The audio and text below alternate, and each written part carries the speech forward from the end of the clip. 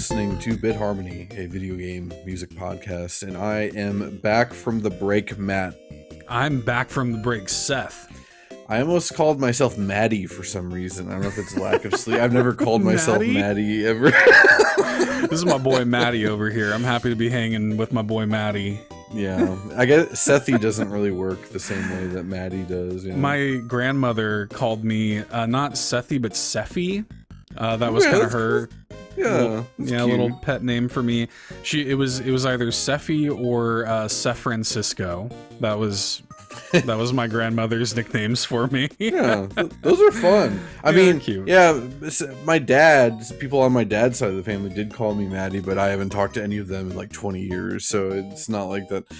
I don't know what's going on. It's such a monumental day. We're back from the break, wow. And we're talking about UFO 50, and I'm calling myself Matty at the age of 37 or however old I am. I don't even think I'm 37. I don't think that's you will be this year. We're the same age. I think I'm just like a few months older than you. So you will be this year too. Yeah. What's funny is I originally, lately we've been leaning more into like jokey, like pun name openings, and my original thought there was Moon Mat, like Moon Cat. Oh, that's a good one. I don't know. That's good. Your name's Matt. How many opportunities do you have to capitalize on the fact that your name does rhyme with cat? I don't like. What am I gonna work with here? Like Ninseth or something like that? Like I don't have.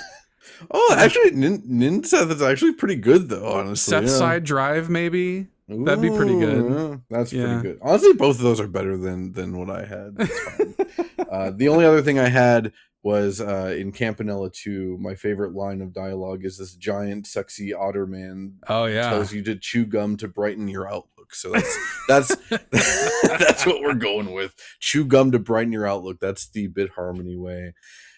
Hey, I think we've preambled long enough at this point. We're talking about UFO 50 today. Your intro this episode is the train level from Elfazar's Hat. UFO 50 was composed by Eirik Suhrke, and we will be right back.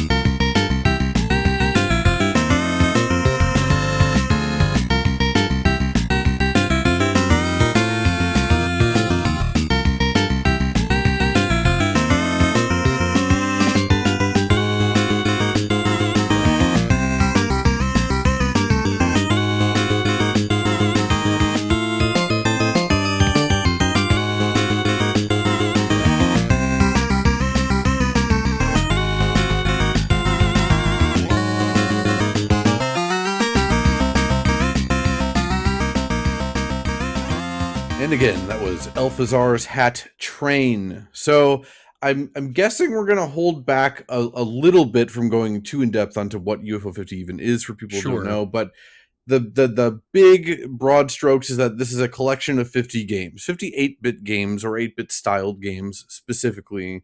So this has been kind of a weird episode to plan around. We'll get into the specifics later, but basically we're going to be talking about a handful of specific games and their soundtracks within this collection of 50 games. Elfazar's Hat specifically is a Pocky and Rocky like from UFO 50, and people might not know this about me. I never played much of the original like Super Nintendo Pocky and Rocky, but same. The remake they put out on Switch a few years ago is fantastic. It's one of my favorite arcadey things ever. If you're not aware, these are kind of like bullet hell shmups, kind of, but instead of a ship, you're playing as like characters from an overhead perspective, and you can like move them around levels, and they basically operate like shmups. But to me, I find these a bit more creative, and then they get better use out of like environmental hazards and stuff like that. So Elfazar's Hat is like a magic themed one of these, and despite all what I just said, it doesn't really matter what Elfazar's Hat is, because the train song is insane. I forgot until you brought up Elfazar's Hat as a potential one of these games to talk about how insanely over the top and good this song is. Well, yeah, what's funny for me is like Elfazar's Hat, like I haven't even completed it. I've really only just dabbled in it. But I remember like when we were thinking of games in this collection with like good and noteworthy music, and specifically like songs that have enough bombast to intro the episode, I was like, well, maybe let's take a look at Elfazar's Hat, because while I can't recall like specific melodies or themes to it, I remember the music being good from what I've played of it, and it's one of the many that I need to go back to and spend more time in. But yeah, it's an excellent song, man. Like, it's crazy. It's got, it's funny, like this song has a bunch of that kind of like Sega arcade energy. Like if you didn't know the context that you just provided of what Elfazar's Hat is, you might assume it was like a beat 'em up or something, right? Like it sounds like that, but the tonality of this kind of like, I don't know, like 50s rockabilly kind of vibe that it has. There's a really cool thing that this song does where there are two leads that are almost like doing call and response to each other, and it makes me think of like dueling pianos or something. Like it reminds me, this reminds me of Full Throttle, the Tim Schafer game Full Throttle from 30 years ago. For some reason, that's what this song makes me think of. Just that kind of like motorcycle in a desert, kind of energy. Yeah, so I've never played Full Throttle. I know what it is, but I've just never played it, never heard any of the soundtrack or anything. But you saying this sounds kind of like that, or at least in the ballpark of that, doesn't surprise me. What is surprising, though, is that this this is a classic why does it sound like this down here thing. Yeah. I mean, this is an action game. Like, it's a bullet hell adjacent kind of thing. But the aesthetic of the game is very cutesy and, like, magical. And, like, one of the characters is, like, a rabbit that you're playing as. But then, the second level is a train, and it's, like, haunted. There's, like, jack-o'-lantern wizards coming from the sky and stuff. And there is a disproportionately high amount of rockabilly in UFO 50. Kinda, yeah. What the next song we're gonna break for is like a full-on rockabilly song, so we'll save the rockabilly talk for then, I guess. But it is funny, I didn't realize how much rockabilly is in here, but that is appropriate for like late 80s, early 90s video game soundtracks and stuff, right? Like Earthbound has so much rockabilly influence and whatever. Specifically, what this song immediately reminded me of, and what all the YouTube comments I saw about this song was that this is very Ninja Turtles coded, like NES totally. Ninja Turtles coded. And for me specifically, I don't remember which song it is, but it brought up immediately memories of, I think, from Ninja Turtles 3, the Manhattan Project.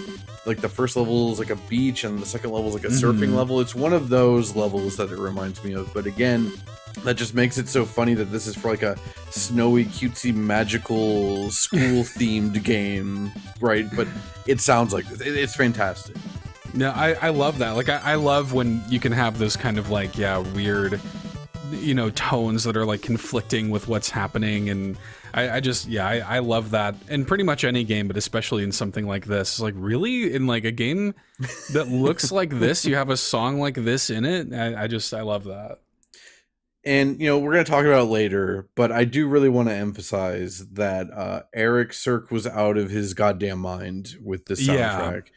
I didn't realize until, looking through the soundtrack, they had one composer make all these hundreds of 8-bit songs. It's like 330 songs, I think, yeah. And, a lot of them are short or whatever, but still, that's 300-something songs, and they're all good. And not only are they all good, but yeah, a lot of them are great. I genuinely forgot how good some of the songs are that we're going to play on this episode. It's very, very exciting. Mm-hmm. Well, and not only that, but he also directed many of the games that that are in the collection. So, and in the middle of I think development on this game started in 2017, and so in the middle of that, they're also working on Spelunky 2. Mm-hmm. It's insane. Yeah. Yeah, I remember when this was announced, and I was even just hearing 58-bit styled games that already sounded insane, but the fact that they're to the quality that they are and the soundtrack is to this quality, wild. You and I have gone on record multiple times over the past year saying this is a contender for best game of all time. Yeah. And I still think that is not an exaggeration. You ask me the best games of this decade, it's UFO 50, Elden Ring, and Baldur's Gate 3 for me, hands down. There's a real argument to be made about that, I think, for sure, yeah. But I guess we will save more of that talk for later. Did you have anything you wanted to add about the train song from Elfazar's Hat? Nope, just good stuff. And I'm glad we had the chance to play a little Elfazar's Hat here in the episode. Basically, every game that we picked to cover this episode is one of my favorites from UFO 50. But again, there's only 2 games I've played that I would consider myself I would never go back to revisit. Sure. Right? Almost all of these are fantastic, and even the ones that aren't great are still pretty dang good. With that all out of the way, then, do we have anything for general housekeeping? Yeah, I have some reviews to shout out. First and foremost, I want to thank Hopple, who made the point, because we're very we're known for being pretty incendiary to our listeners for not leaving 5-star reviews. We bully y'all into leaving us 5-star reviews, and look, we really appreciate it. 5-star reviews. If you listen to the podcast on iTunes, Spotify, wherever supports reviews, that really does help. It's a super easy, quick, free way to let the show grow, and we really do appreciate it. And anyway, Hopple kind of mentioned in the Discord, well, I left a review a month ago, and you haven't seen it. But Hopple specifically, iTunes is annoying because you have to look at every region's page individually. So I just didn't think to look at Germany's iTunes or whatever. But so anyway, with all that being said, we're finally going to shout out Hopple's review here. Friends talking about video game music and more. If you love video games and their music, you should listen. And not only that, you'll be updated with some video game news and the newest additions to Nintendo Music. On Patreon, you can listen to even more mini episodes. Those guys made me play some games like Chibi Robo, Castlevania, Stardew Valley, and learning more about their lore. So there you go. Thanks, Hopple. Appreciate it. Yeah. Thank you, and I also appreciate that you played Chibi Robo based on us talking about it. Because I love that. If there's one game that we've covered on the show that I would want people to play, it's Chibi Robo. I know Newt is out there somewhere smiling away right now. Newt just felt a warmth come over them as they're going throughout their day today. No, yeah, look. If more people play Chibi Robo because of this podcast, then I can die a happy man. Also, when you break it down the way Hopple did, we talk about not just video game music, but video games themselves, and we also cover a lot of current events, especially in relation to Nintendo because of the Nintendo Music segment. We're gonna have to talk a lot about Star Fox in a few minutes, I think. Yeah. So we jammed this podcast with too much stuff. We're giving y'all too much for your money, I think. Yeah, no kidding. I want to also shout out, we did get a new anonymous 5-star review on iTunes. So whoever it was that did that, thank you. And 2 new anonymous reviews on Spotify since our last episode. So we really appreciate y'all for doing that. Keep doing it. Keep it up. Leave reviews for the show. It helps the show grow. We appreciate it. I'll be honest, I didn't realize you could leave an anonymous review on iTunes specifically, because wasn't the whole thing with Sean not leaving a review that he had to type a whole bunch, but he could just left an anonymous one? Yeah, he wouldn't. We would have no way of knowing it was him, I guess, unless he told us that it was, and we were specifically calling him out. So I think he wanted to make sure it was known. Yeah, that's fair. But yeah, I think that's it in terms of housekeeping. Yeah, as Hopple mentioned in their review, we do have a Patreon as well. Links to that are always in the show notes, and we have a bunch of exclusive mini episodes. We, even just before recording today, we were already talking about a potential mini to do in the future. So we do mini episodes as often as we can. I'll also point y'all to the YouTube channel. BitHarmony has a YouTube channel too, where you can not only listen to the show over there, but we try to stream and stuff. We've streamed a couple times on that channel, and we try to do that whenever we can too. So it's nothing too crazy, but it's over there if you want to check it out. So yeah, and my intention was to stream at least some UFO 50 before we did this episode, but timing just didn't work out. It happened. Yeah, I've been busy. Yeah, we'll stream more in the future. Did you have any post-mortem thoughts, as is our standard, on the previous episode, Final Fantasy X? I'm mostly just glad that we finally got to do that episode. Like that was one of those big like tentpole. Even when we were first starting up this show, I feel like there were just a few kind of like, I don't know, touchstones where it's like, dude, I can't wait until one day we do like our deep dive episode on Final Fantasy X, and 2 years later or whatever, we finally got to it. Yeah, it has been over 2 years. I think we recorded the first episode in like March 2024 or something like that. Yeah. So it was a long time coming. I don't have too much to say on that episode besides, it was a very good episode. It's just one of my favorite games that we've ever covered on the show, one of my favorite soundtracks we've ever covered. I will just say that in the lead up to that episode, I made the foolish mistake of we did a whole batch of Mario episodes and Mario minis, and then Infinity Nikki, and then a mini on the 2.0 leading into Final Fantasy X. So the show was weekly for like 2 months basically. Yeah. Which always messes with me, but then to go on a break instantly afterwards. So I went from being super busy for 2 months to then all of a sudden podcast wise having nothing. It felt real weird, and it felt kind of bad. Like I don't know. I should be better about maybe not ending a season on a bunch of minis like that. Maybe that would be smart to plan in the future. A little more work-life balance would be good, yeah. With all that said, then let's get into the long-awaited return of the Sean Capri Presents the State of the Nintendo Music Address. I say long-awaited. We've been gone. We've been on break. There was there were 4 weeks of us not being here. I thought we'd be coming back to a massive backlog of Nintendo music, but we actually only have had 2 drops in those 4 weeks. One of those weeks there was a thing because it was Golden Week in Japan, and then this week there has been nothing yet. Though Nintendo always announces ahead of time that when there won't be weeks with Nintendo music drops. So I'm guessing there will be one later in the week that's tied to an announcement, or more likely an NSO release. Hopefully something GameCube. Come on, give me something GameCube. Is Star Fox Adventures. Come on. Just do it. You have to. But the drops we did get in the past 2 weeks, or rather in the past 4 weeks, were Mario Tennis Aces and the special 10-track preview from the new Star Fox game, aptly titled Star Fox. Guess we'll start with Mario Tennis Aces. This was composed, like all Mario Tennis games, by Motoi Sakuraba. This is a weird one for me. We've talked about Motoi Sakuraba's work many times on this podcast at this point. He also has done the Golden Sun games, which we've talked about here. He's done Dark Souls and stuff.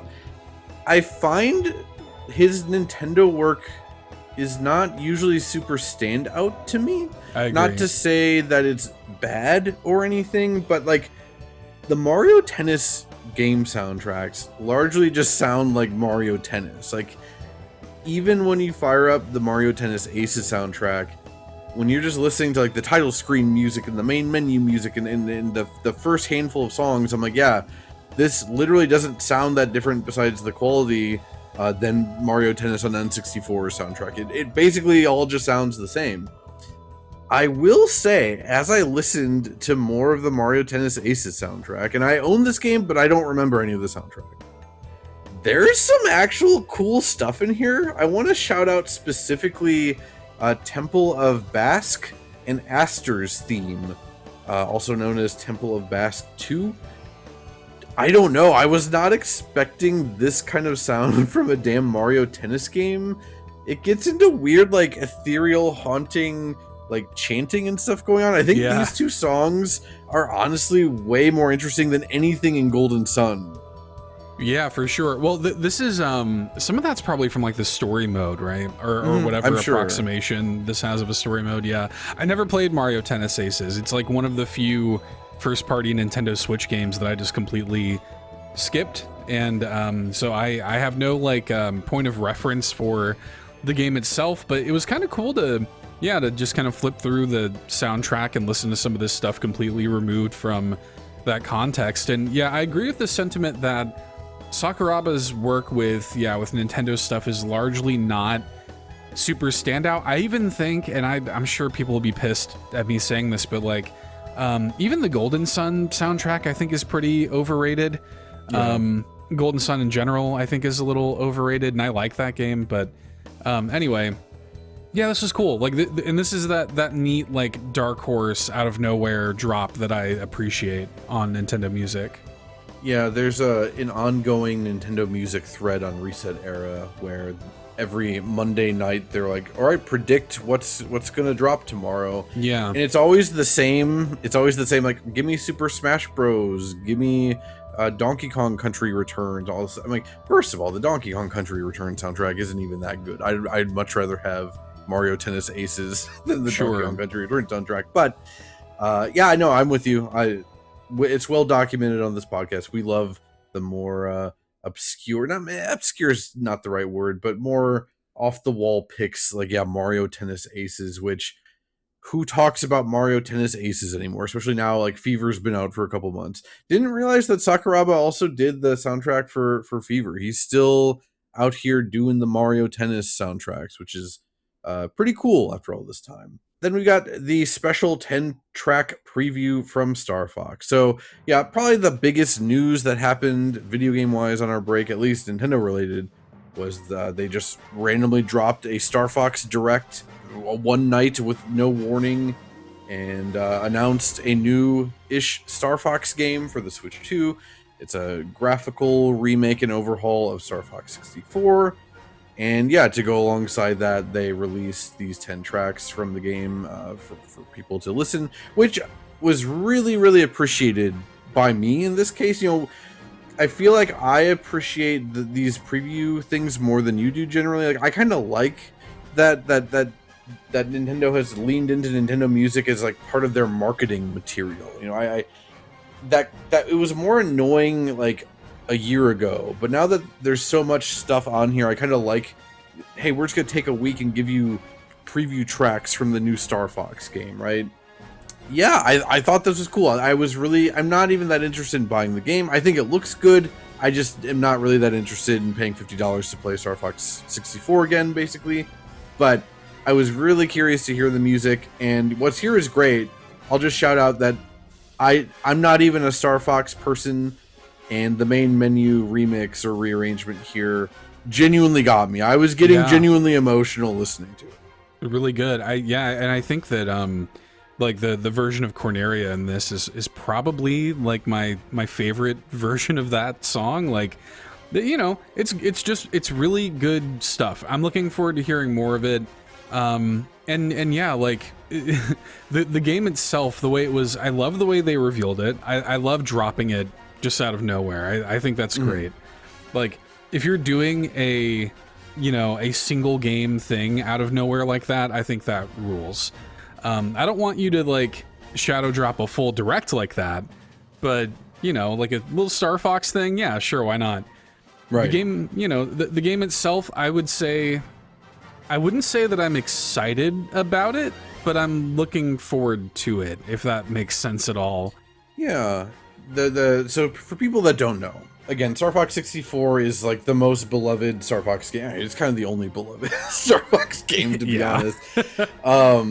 They've revisited this well a few times in various forms. They've never like full on done like an actual remake. You know, the closest was the 3DS port where they upped the graphics and added the stereoscopic 3D stuff. But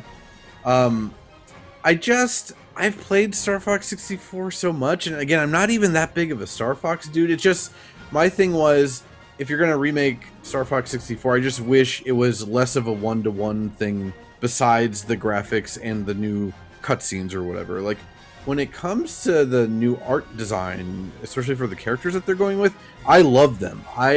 They give me real, like, Dark Crystal vibes, and I totally understand why some people think that's ugly and off-putting, but that's why I like them, because they're kind of ugly and off-putting. It's just one of those, I've just played this game, the original, too many times to get, like, that stoked about it, but I think it's cool. I think what they're doing is neat, though we also have to then talk about, like, the larger picture here, which is that the main rumor from a few months ago, or leak rather, was that Nintendo's remaking Star Fox 64 and Ocarina of Time for the Switch 2, and that these are like two of their biggest games this year, if not their biggest games. And that I don't like that. I don't like that we're leaning into 2 N64 remakes in the same year, but whatever. It's just me yelling at the sky that no one's listening, no one cares, God is dead. Well, I feel like, if anything, this makes me more worried about the Ocarina of Time remake, because for me, like, Ocarina of Time is one of those games. Star Fox 64 holds up, I think, beautifully well. Mm-hmm. Like, that game is just, because of the simplicity overall of that game, like, it just still holds up to modern scrutiny really well. After coming out of the Mario Galaxy movie, I came home and I blasted through a playthrough of Star Fox 64. And yeah, it's great. Like, I think for what that game is, it is, in my estimation, pretty damn near perfect. And, I don't really have too many appreciable complaints about Star Fox 64.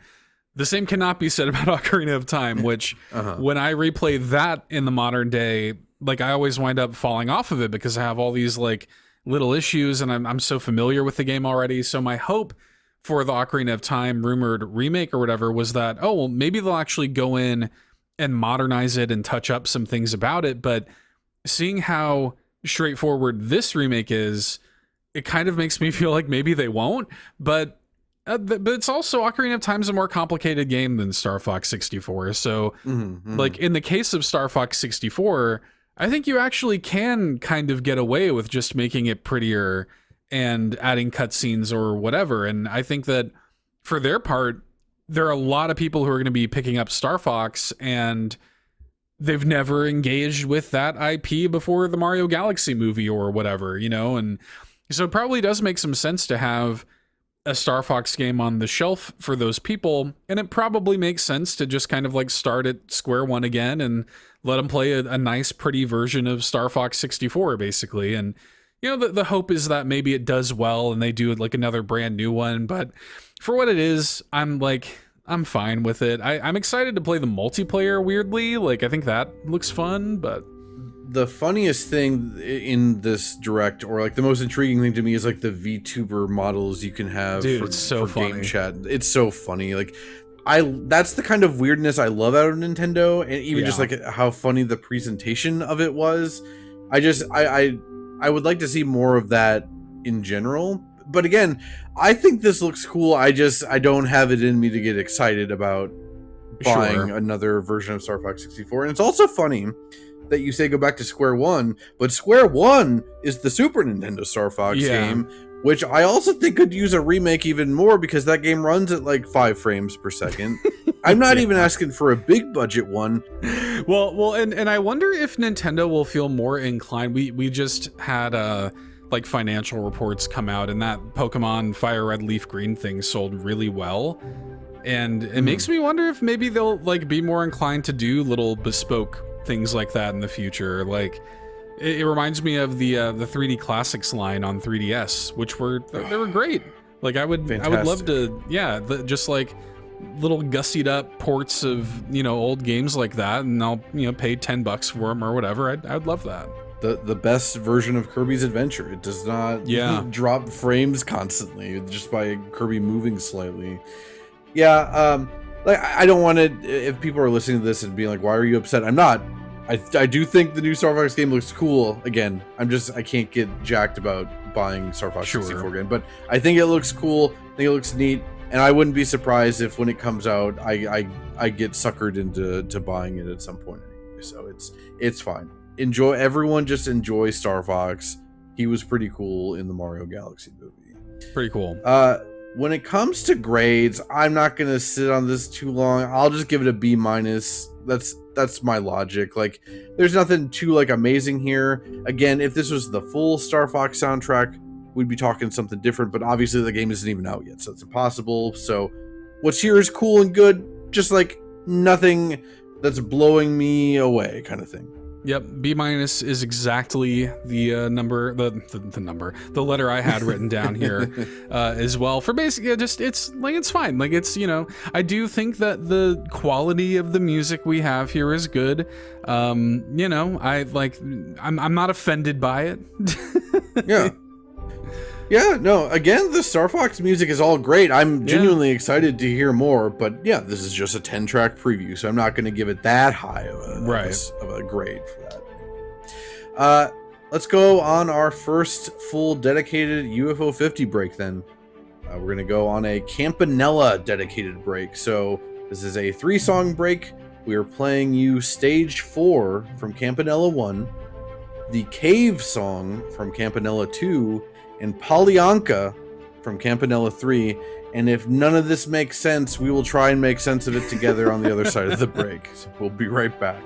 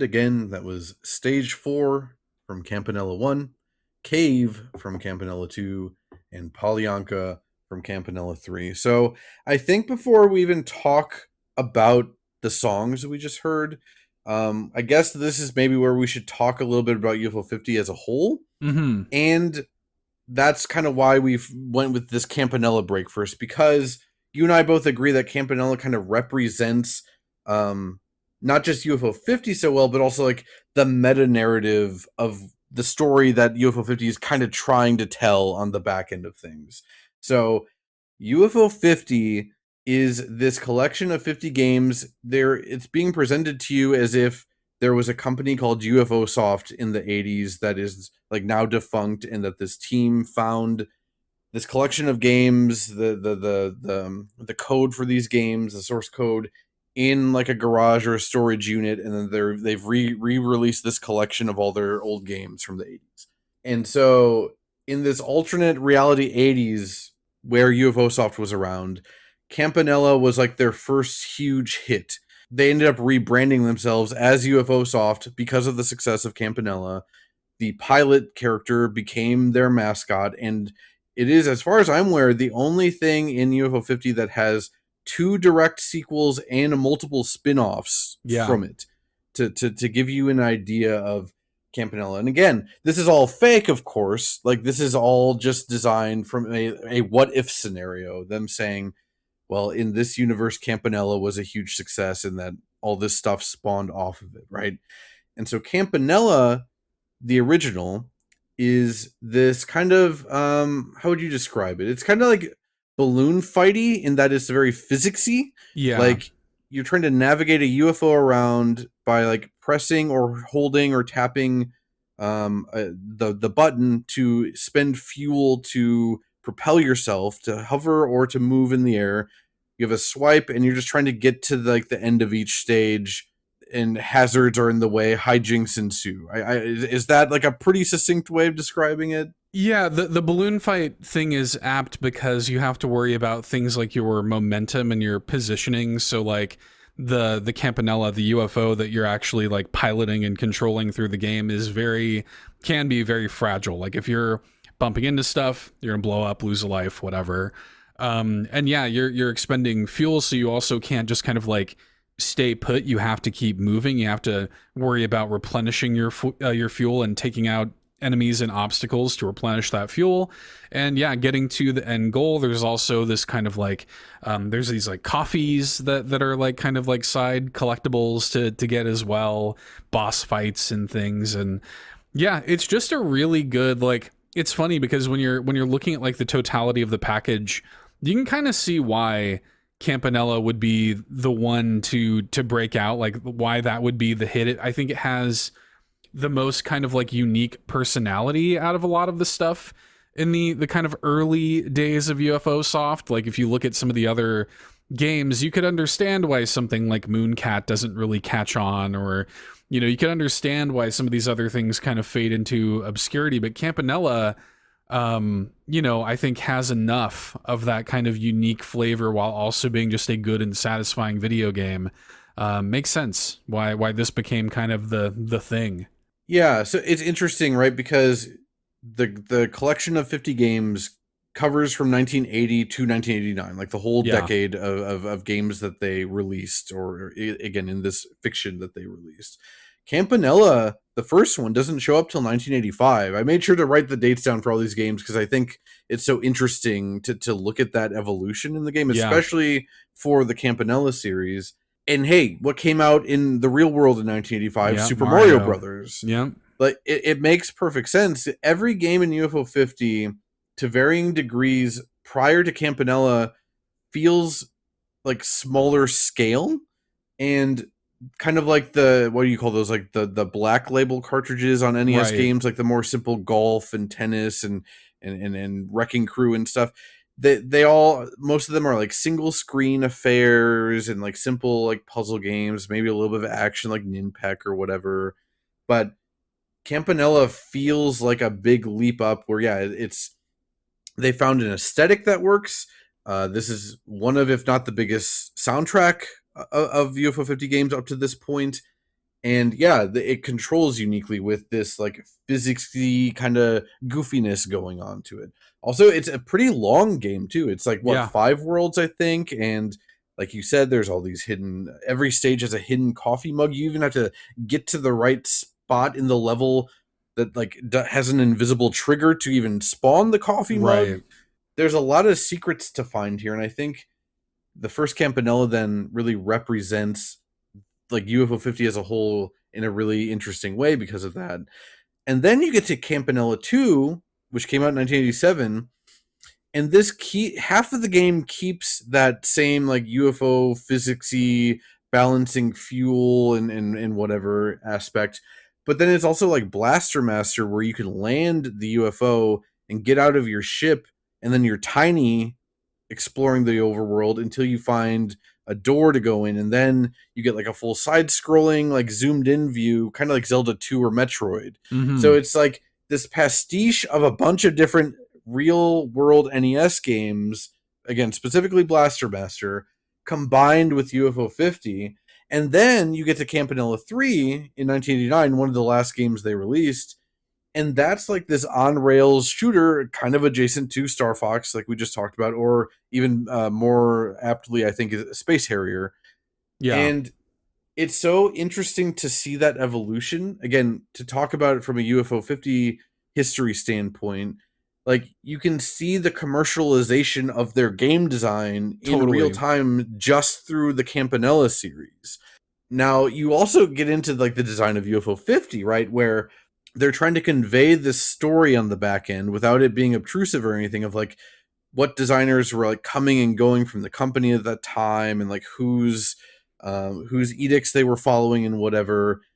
And also looking at how the games looked and played, because the earlier games are much more abstract and weird and less friendly because they were early games, and also it was enthusiasts making these things. And then, you know, the cogs of capitalism get going, and then by Campanella 3, you've just got this like straightforward arcadey rail shooter that has like almost nothing besides like the characters and the UFO from the original Campanella, and yet Campanella 3 is a great video game. Right. You know, like it's such a crazy balancing act that they pulled off with all of this stuff. Yeah, like Campanella 3 is a great game on its own by its own merits, but you can feel when you kind of dig into the meta narrative of the game, which itself has a bunch of different layers, but when you like really track the history of this like fictional company, and you know kind of see names coming in and out of credits and the involvement of producers and things like this, you get to Campanella 3 and it almost has like an air of cynicism to it, like whereas Campanella 1 was the game that broke out because it was like, finally, we're kind of like, you know, we're putting a bit of our personality out there and we're making something that feels truly unique to us. Campanella 2 feels like the big, ambitious, you know, kind of sequel, kind of at the, you know, the peak of UFO soft. Like, you know, let's do this thing that is like way bigger, way more involved, this pastiche of yeah, like all these different things. It has Blaster Master energy, it kind of has Spelunky energy to it, you know, and then yeah, you get to Campanella 3 and it's about as straightforward as it can be, and you wonder how much of that pressure came from the producers of like, well, let's not go that crazy. And you can kind of trace that to like a Mario 2 or a Castlevania 2 or a Zelda 2 or whatever, you know. So yeah, it's fascinating, like following the kind of progression of this company through its life. It also like puts me in this weird like role-playing position where I'm like, yeah, again, as a person in the real world just playing UFO 50, I think Campanella 3 rules. Like it's excellent at what it's doing. For just a straightforward arcadey rail shooter, it's awesome. But then if I put myself in the shoes of a hypothetical child that doesn't exist in the 80s that really loved Campanella 1 and was excited by 2, and then you get to 3 and you're like, what the hell is this? This has like literally nothing that I liked about the first 2 games. And yeah, that Spelunky shout out for Campanella 2 is very important. I only played Campanella 2 like a couple months ago, and yeah, for one, it is the hardest game that I've had to cherry so far, besides maybe Party House, but I got lucky with Party House somehow. Campanella 2 was like brutal the way like I felt like I had to like really learn everything about the game in a way that I don't necessarily feel about every game in UFO 50. And yeah, there I can see like the DNA, the shared DNA between Campanella 2 and Spelunky 2, and I think that is so cool and interesting. Yeah, it's neat. And like we were kind of talking about this too, like the fact that they were developing Spelunky 2 in the middle of this, and you wonder like how much of that DNA kind of bled over. I also think there's another cool thing about UFO 50, which is that the developer names of the people that worked at UFO Soft are kind of correlated to some of the developers that worked on the actual games. So like Thorsten Petter is like the sort of main name, the director of the Campanella series, and that is kind of correlated to Eirik Suhrke, who is the director of these games, you know, who made these Campanella games. And it's interesting, and it's also kind of like this. Well, we might get deeper into this, I think, later in the episode, maybe, but like there's a meta narrative of following like the games and like in UFO Soft itself and like kind of what it means to these people and whatever. There's another layer to the meta narrative of like this game kind of being a commentary on the art of making video games itself, of like the ebbs and flows of what that means, the realities of what happens when a company finds some level of success, but also like the dark side of it that a lot of people don't talk about, that might say like, you know, you might chalk it up to, oh, crunch or whatever. You hear these stories about crunch and stuff, but you never think about the way that it impacts the actual people making video games as parts of teams and stuff, the way it affects their lives and their families.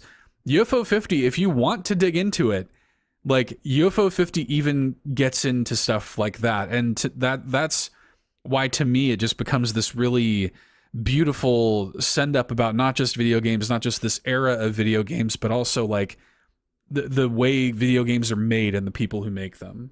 Right. And you know, we don't need to dwell on it too long. This is pretty well documented, but a lot of people when they see UFO 50, they just immediately jump to NES era games, right? Yeah. And that's accurate, but also it is like a love letter to like the ROM hacking scene of like the mid 2000s and stuff like that too. And we'll talk about that more when we get to Pilot Quest, because I think that's like where it becomes blatantly apparent that that's what inspired a lot of this game, because like that just looks and feels like a Zelda ROM hack to me. Yeah. You know? When it comes to the actual songs that we played, honestly, we kind of covered most of what I was wanting to talk about with them already. I'll just shout out that, yeah, I mean, we gotta mention the rockabilly of the Campanella stage 4. But like I said before, we like were selecting songs for this episode, I didn't realize how much rockabilly was in this entire soundtrack, and it's so fun because again, it really is accurate to the time. And then when you think about it, you're like, why did video games in the 80s have like rockabilly soundtracks? Like, well, the people that were adults composing music back then probably grew up with a lot of rockabilly in the 60s, right? Like, it makes perfect sense, but then it's also just a reminder that the passage of time is very scary.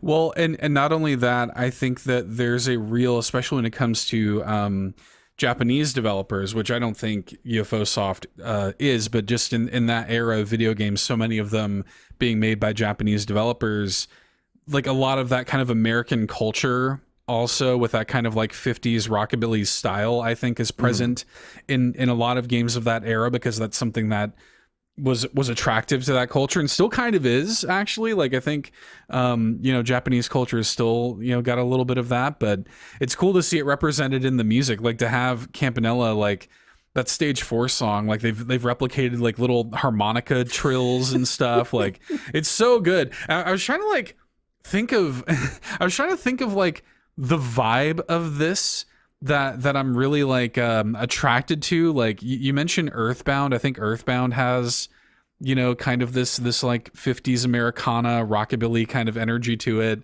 I don't know, like it feels very particular to this era. Yeah, definitely. Like the Americana through the lens of like a Japanese observer is so fascinating to me, and has produced again Earthbound, one of my favorite games of all time. We have to do an episode on that at some point, but also what's funny about Stage 4, we didn't even mention it, it is like a diner themed world. Like you go from like a, I don't even remember what the first world is, but then to like a deserty tomb world, and then a haunted house world, and all of a sudden you're in a diner world in World 4. That's so fun. I totally forgot about that. It is like a straight up 50s diner looking world. It's also, I don't know, it's very also 1950s, I guess, because of like the Roswell connection and stuff. Like a UFO buzzing around like an American diner, like in the desert and stuff. When it comes to like actual notes of the song, the main thing I had that we didn't talk about yet is I really love the breakdown that starts around 33 seconds in. There's just like a lot of goofy, like deep sliding noises going on that's really playful. But it also really evokes the feeling of the gameplay. Like it feels kind of like a wobbly UFO haphazardly like buzzing around everywhere and stuff. It's genius. Yep. Yeah, I loved it. That was one of the first games I got like really into and felt really compelled to cherry was Campanella 1. Like I felt very compelled to get through that thing. And really, I think that might have been like the third cherry I ever got in the game.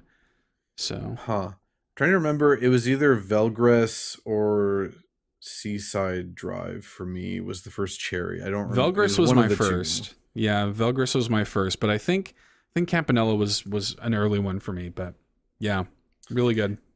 I've never gone back to get the cherry. I've beaten Campanella 1 and I've gotten the cherry in 2 and 3, but something about finding where all the coffee mugs are just is really intimidating to me, and so I've never like sat down to get it done. In the moment I was furious, but looking back on it now, I would be like, it wasn't that bad.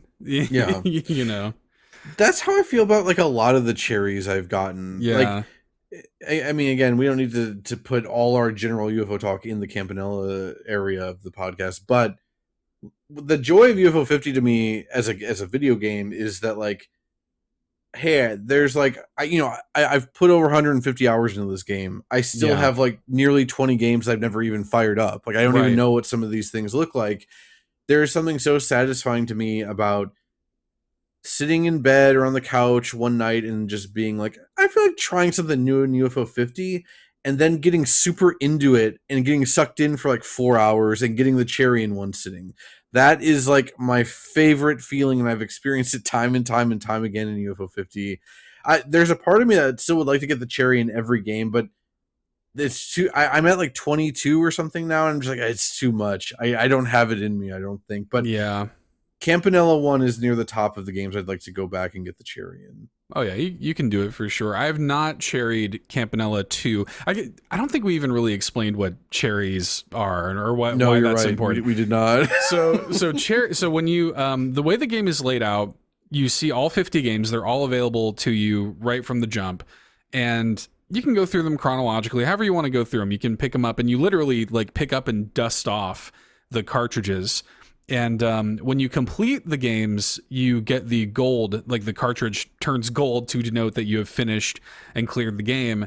But after that, you can look at the game's info page and you can kind of see a hidden bonus objective that is usually, a lot more challenging and kind of denotes your mastery of the game in question, that will then turn the cartridge into this like red, cherry cartridge. And it's kind of like you've mastered the gold is you've cleared the game, the cherry is you've mastered the game, essentially. Right. Like the platinum trophy equivalent for UFO 50. Yeah. It's also just very satisfying, like when you get the notification in the lower right corner that the cherry pop up that you just did it.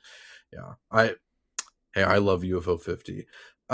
When it comes to Cave from Campanella 2, this is probably the thing I have the least notes on. This is just my favorite song in Campanella 2. I just don't have that much else to say about it. I do really like around 38 seconds in when it starts sounding like a bit more triumphant than the rest of the song up to that point. Also really emphasizes like the echoiness of it, because again, you're exploring these caves and whatever. Also brings someone the Blaster Master feel, but that's all I really had for Cave. Yeah, I also, denoted that I like the sort of reverberated notes in the bridge that give it that kind of big, like, mysterious cave feeling, just like you're lost in a big ass cave. Yeah. But this is, I guess the only other thing I have is that this is definitely the song that, like, I associate most with Campanella 2. Like, when I think of the music of Campanella 2, this is the song I think of. Yeah. Yeah, I think overall 2 has the least, like, memorable soundtrack of these 3, but that doesn't mean I think it's bad or anything, but I just, Cave is the one that sticks with you for sure. For Polyanka from Campanella 3, again, not too much to talk about here. I do love around 42 seconds in through the loop, that point in particular. The song in general is just full of all these very, like, chippy, like, I'm pressing buttons on, like, a control console noise or something. Like, yeah.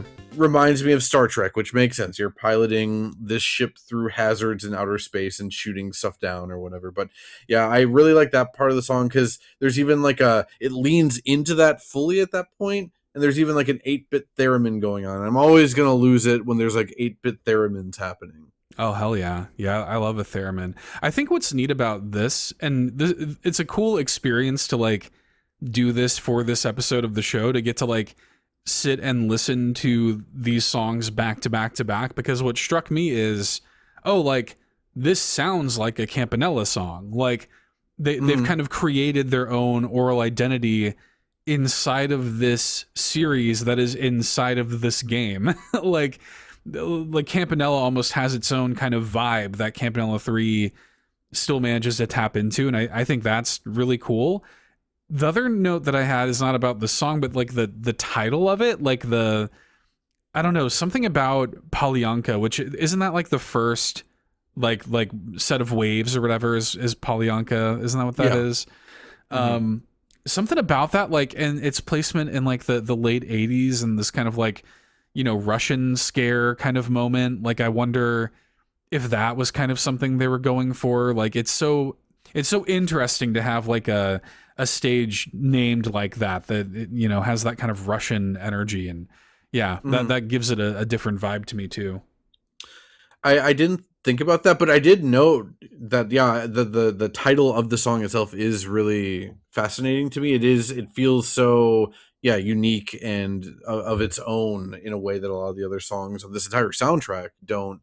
But I wasn't thinking about like the potential like Soviet Union connection and whatever to that. Yeah, that's interesting. Well, yeah, and so because the first thing I thought of, it's weird we talked about Earthbound so much already in this episode, but I think of Pollyanna from Earthbound, and Pollyanna itself being this kind of like phrase to represent Americana and like perceived innocence of Americana, and like Polyanka to me almost reads as like the Russian version of Pollyanna or something like that. And I don't know how intentional any of that is, but it's just the stuff that I was thinking of when I was listening to this. It's funny too, you saying all this is making me think about like the title screen of this game, which is like gross. And when I say gross, I mean I think gross is happening. I mean that like this drawing of the pilot like pressing a button on his ship or in his ship, he's so fat and like disgusting looking. Like he looks like he's just sagging everywhere. Like even in places you didn't know you could be sagging. He looks like he's like a 60-year-old man that should be retired or something. It's very, because like at times he's drawn as cute, know, like I think in Pilot Quest, like his in-game sprite is pretty cute, but even the cutscenes, though he's got a big beer belly, he's still pretty cute overall, even in like a little gross way. But he is like a disgusting man in Campanella 3. Yeah, he's like a gross homunculus or something. Well, and you wonder too, right? Like how much of that is UFO Soft's kind of like, almost like a little bit of a cynical jab at like at just kind of like what their company has become or something. Like right. sorry to interrupt, because that's what I was thinking, like, because at this point we talked about it, like they've leaned full on into like we're making more mascot oriented games and the characters are way more cute and memorable and whatever in the last couple of years worth of games, and then you take your mascot and you make him look like this in the look at title what's become screen. of my boy. Yeah. Yeah, it's interesting. I wonder if there is something there that is because he's never looked this bad. Honestly, that dude needs help. Someone should have put him in rehab or something prior to this. Do you want to go on our next break then? Let's do it. For our next break, we got we're gonna talk about Mooncat. Hell yeah. We got Forest A from Mooncat and then Fortress from Mooncat on this break, and we will be right back.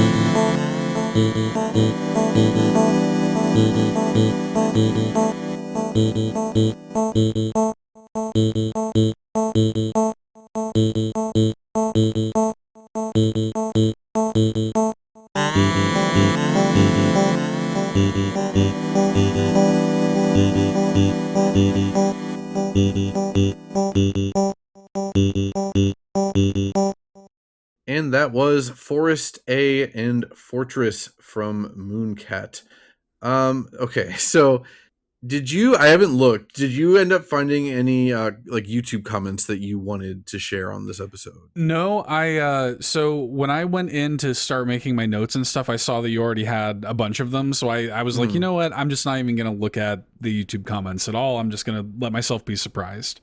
Yeah, I'll save most of this till we get to the actual comments, but this is by far and away the favorite song in all of UFO 50, at least going by the comments. Yeah. Even the YouTube views for this song are like, I don't know, like 10 times higher than most other songs from UFO 50. And yeah, that's not me saying I don't agree, because I do think this might be the best individual song in the whole soundtrack. Again, haven't heard every single song on here yet, but it just surprises me, because I feel like that's really the case where I agree with everyone about something like this, you know? Yeah. No, I'm with you. I think this is, not only is Mooncat, I think, pound for pound, maybe my favorite game in the collection. Oh, really? Yeah. We'll talk about it, but I think that, like, Mooncat just sums up my feelings of this game really perfectly in itself. And yeah, I do think that this is also maybe my favorite song in the collection. Like, this song and the entire game is just so moody and strange and like scary and whimsical, but also like explorative, and it just like, yeah, I love this song. And this is definitely like, when you boot up Mooncat, and this is like, you know, basically the first song you're going to hear, you probably will be like, what the hell is this? Like, I should go look this up. Since I didn't realize this was your favorite, or at least up there in the conversation, give me a summary then of Mooncat then for you. So Mooncat is the big kind of like gimmick of Mooncat. You're playing as this like weird like torso. Yeah, like, it's almost like a fish with legs. That's kind of how I always looked at it. He's like a pink like blob with like blue legs basically. But the big thing about Mooncat is that effectively the controls are reversed, and it's a platformer. It's a actually pretty simplistic platformer, and there's not that many things you can do. But the trick of Mooncat is that you're having to almost like activate your left brain and your right brain like separately or something. The left side of the controller and the right side of the controller are both controlling different individual things. And what I love so much about this game, you know, yes, the vibes and the atmosphere and being this weird little stranger in a strange land kind of element, like, that's all great. But I love that it, for the first time in maybe my entire life, the game made me, like, when I play video games, right? I'm playing video games for over 30 years. I pick up a game and I mostly know, like, what to do. Like, I can figure it out for the most part. Mooncat is the first time maybe ever where I've sat down with a game and been like, what the hell do I do? Like, like I really had to wrap my head. It controls so strangely. And I found myself like looking down at the buttons of the controller like I'm my dad or something, you know, like I loved that feeling. It made me feel like a kid, like when, you know, it took me back to a time before I just kind of understood the native language of video games that, you know, that we're just all used to now. And we just know how a platformer is going to play. Not this, like, you cannot play this the way that you play a normal platformer. You have to sit down and learn this language. Like, it does feel like learning a different language. And I love that. Like, I just love that feeling in games. Yeah, you and I are big proponents of like unique control schemes, not because I want to be different necessarily, but because it's genuinely fun to learn, for me at least, to learn something in general. You know, I've been thinking a lot about this in general and like people's aversion to like learning things. Like, again, in general, but also specifically with video games, because I understand why like learning how to do a new life skill is intimidating and whatever. Like, you have the sphere of failure.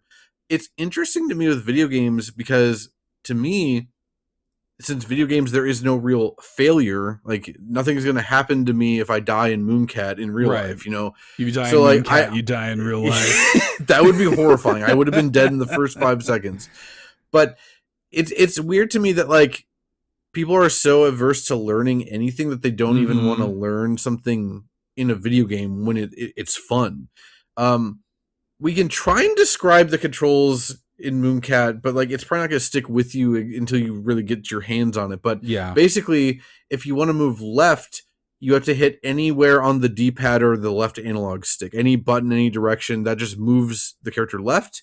If you want to move right, you have to press one of the face buttons to move him right. And it's worth noting, we didn't talk about this, again, these are all NES-styled games or games of the NES era, so everything is controlled with the D-pad, 2 face buttons, and start and select. That's it. And start and select don't do anything, they just pause the game. Yeah. So everything in this game is designed with a D-pad and 2 buttons in mind.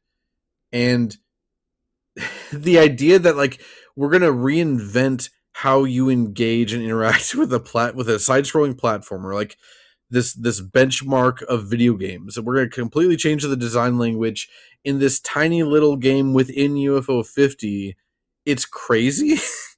And yeah, we haven't even talked about jumping. When you want to jump, you have to like press a button on the left and right side of your controller at the same time, and then the direction you go in depends on which button you let go of first, or the one you're still holding. I remember. I think it's the one you're still holding, yeah.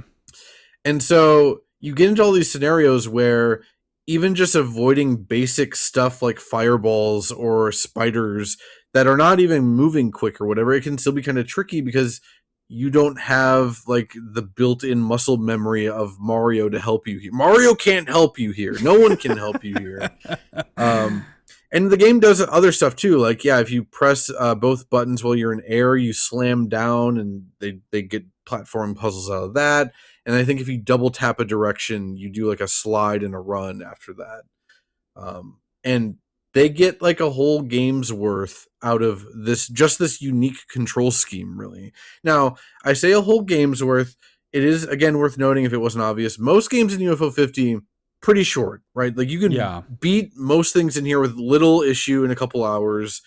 Mooncat among them. Like I think the first time I beat Mooncat, it was within like half an hour. But there's also so much to go back in and do and discover, like the different eggs. I've never gotten the cherry in Mooncat, and you saying, okay. Yeah, I really love Mooncat. It was like the 3rd or 4th game I played. It's awesome. I've just never gone back to get the cherry in it. And you having this high of praise for it makes me really, really want to dig in to the point where it might be the next game I go for the cherry in. Yeah. If you haven't gone in for the cherry yet, like there's a lot of Mooncat you still haven't seen. I'll just say that. Yeah, I'm vaguely aware of that. Like, yeah, you need to do stuff in like different runs of the game and different routes and stuff like that. So that's super cool. But yeah, the fact that like my main selling point for UFO 50 is often like, imagine 50 games and at least half of them could have been sold as standalone experiences, and you wouldn't really have a problem with it. If Mooncat was sold for $10, this would have, on its own, this would have been like an Animal Well kind of thing, you know? Like, definitely. There's so many, even on the main path, without looking for the hidden eggs, there's so many secrets and interesting things to find, and the game controls so uniquely and everything. It is super fascinating. Like, my shock that it's Seth's favorite isn't because I think Mooncat's bad. It's just because it's apparently above Party House. That was my only shock. Look, but Mooncat's great. Party House is still, I mean, to be honest, these games that we've chosen for this episode, like, probably does basically compose my like top 5 essentially of UFO 50. So, you know, that's saying a lot, but no, Mooncat just, you know, I fell so in love with this game and that feeling, and the vibes and the atmosphere. It's like the most atmospheric, I mean, really. And I guess the Fortress song is probably the biggest example of this. The whole thing has like a real Donkey Kong Country adjacent energy to me, in terms of just like that mood and that tonality that the Mooncat has. It's so like mysterious and cool, and it feels the way that video games felt to me when I was a kid. Yeah, it feels like fresh and new and even like intimidating. I know we haven't talked much about Forest A as a song yet, but real quick about Fortress, like that crazy like klaxon noise that just like comes in real suddenly, and then fades out each time it repeats at around 45 seconds. That's crazy, man. I've never heard anything like that in an 8-bit styled soundtrack before. It's so cool. Yeah, it's so neat. I mean, like, and you know, it is nice too that with Fortress we you know, we've really gotten into a good getting up to something song for this episode, but it just has that, like, you know, like Mooncat. I think we've talked about this too, like that feeling of like just that you shouldn't be here feeling is pretty much all of Mooncat. Like you shouldn't be here. Like it's scary, it's off-putting. It is you against the world, and yeah, I love it. Right, like even Forest A, which is definitely like the most like hopeful song in Mooncat, like the least threatening song in Mooncat, there is still this like undercurrent of not quite like sinister, but like there's something lurking here that I shouldn't be messing with, kind of. It reminds me of, I don't have a specific example, but again, kind of like a Sunsoft game for like the NES or maybe even Game Boy. This, because of how harsh and like twinkly a lot of the sounds are in Mooncat, it gives me more Game Boy sound chip vibes than NES a lot of the time. But yeah, I really love around 30 seconds in Forest A, that weird kind of droning synth build up to all those twinkling notes. Like, it's beautiful, but also scary, again, in a way that old chiptune game soundtracks could only be. I had this awful Rugrats game on Game Boy or Game Boy Color. I have no idea what it was called, but like I thought about this game or that Rugrats game when I was playing Mooncat. I don't know, there must be something to the sound font or something that reminded me of it, but despite the fact that Rugrats game is awful, something about it like stuck with me all these years in terms of its tonality or the impression the sound was giving me, because I thought of it when I was playing Mooncat. Even just like the color palette of it, just these like deep like purples and reds and greens and stuff, just even like the way the game looks, like as simple as it is, it just conveys such a, like, I'm just so into like everything Mooncat is doing. Like I just love everything about it. It's such a cool vibe. I wish I could like take a screenshot from Mooncat and get it as like a poster or something. Like it just, oh, that would be cool. It's so cool, man. I don't know. I really resonated with this. Also, this is the one game I tried to play a little bit of this morning because it's the one I haven't touched in the longest time of these. And I didn't remember that, like, if you slam into the ground, even on the Forest Stage A, like the very first screen of the game, if you do it near like a bush, like the bush even like shakes and some leaves fall off and stuff. Such a cool little detail. And again, I know nowadays, like if you didn't grow up on this kind of stuff, that you might not appreciate that, but I'm always going to be a sucker for like little things like that in like 8-bit style games. Always impressive to me. Yeah, there's also like a bunch of just like the enemies and like everything's just so weird. Like I don't know. Yeah, I really love it. Yeah, Mooncat is fantastic. Like I said, this is like the third or fourth game I played, and this was like it didn't hook me the way like Velgris did. But it's not meant to. Like it is way more of this. I saw something about the developer saying that is this even in the game's lore, that like it's kind of a spiritual successor to Barbuda, the first game in UFO 50, and like the eggs that you're finding are a reference to that and stuff, and it's about rebirth and something or other. Like I said, I haven't dug too far into Mooncat like as a game or its lore or whatever, but I do love Barbuda. Super, super cool. I love that it's the first game in the collection, and the fact that this is like a spiritual successor to that is also just super sick. Well, it's also, I mean, it's even like so Barbuda, I think, was the first like Thorsten Petter directed game, and Mooncat, I think, was the second. And so there's like a little bit of a gap of time or something where Thorsten Petter like was kind of like I don't know, maybe like after the sort of after Barbuda didn't like really take off, maybe discouraged creatively, and then kind of like came into Mooncat for like a second bite at the apple or something like that. So I don't know, just little stuff like that you can extrapolate just from even like the credits of the game, and the context of like where everything falls is so cool. Yeah. Mooncat's super cool, and I've never like really sat down to like really dig into the meta narrative. I get the broad strokes of it and whatever, but I've never like memorized the different names of all the different designers and whatnot. So like, I do know Thorsten Petter, but I did not realize that that he also did Mooncat. That I did not remember in my time with UFO 50. Let's go on our next break then. Speaking of Party House, we've got Medium Party and Huge Party from Party House, and we'll be back.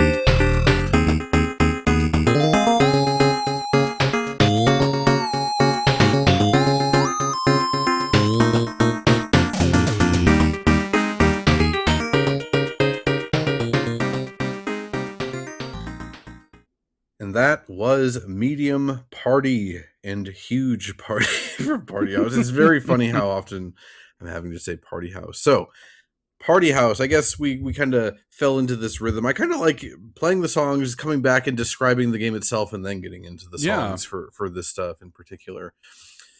How do I go about describing Party House? Basically, it's kind of like a roguelite deck builder, but, well, not really a roguelite. It's just kind of like a card game where you're trying to host a party and you have to gain popularity and money from your guests. Like each guest is worth a certain amount of popularity or money. Some cost money, some cause noises or whatever. There's different stats and rules attached to each unit or guest, party guest that you can get. And you're just trying to build up your funds to upgrade your house to have more guests, and then you get more popularity, and then you can start buying or adding to your Rolodex the more popular guests. And then for each scenario, the goal is to get a certain amount of like these special guests by the end of the summer. Basically, you have, I think, 30 parties to host to get the goal of reaching however many. I forget if it's like 2, maybe some of them are 4. I don't remember. Special guests per 4 scenario. stars. Yeah. Right. Okay, 4. The true beauty of Party House, I mean, it's just super addictive. It is super simple. Like, you can pick up what this game is laying down within like 2 minutes, I think. Like, okay, I'm opening the door to invite people from my Rolodex into the party, and then I'm getting popularity and or money, and then on the next night I'm choosing to add people or not to the Rolodex and opening or upgrading the house. but yeah, when you start getting into what the actual party guests do and like the different unique abilities they have, there's way too many for us to list here. I'm sure we each have some of our favorites we can go over in a second, but when you get like a cool scenario going where everything is like feeding into each other, like when you have the stand-up comedian who gives you like, is it money that he gives you or is it popularity? Either way, like when you have a full packed house and you have multiple comedians in there, you're getting all these bonuses because of that. Or you can have hippies that like automatically calm the noisy guests down at your party, or you can have like people charging money at the door to get in, and that lowers the popularity ranking for the night but ups your money intake for the night. There are just so many permutations of like what can happen in this thing. It is the most addicted I've been to any individual game in UFO 50. Yeah. I was playing this nonstop for like a week straight. I could not get enough of Party House. I'm completely with you. Yeah, I was so hooked on this thing. And yeah, really, like, it's a really good and like well-made, deck builder or whatever as it stands, because it has those cool synergies. Like, yes, you're trying to get, more popularity so that you can get more kind of expensive party guests that cost more popularity to invite to the party.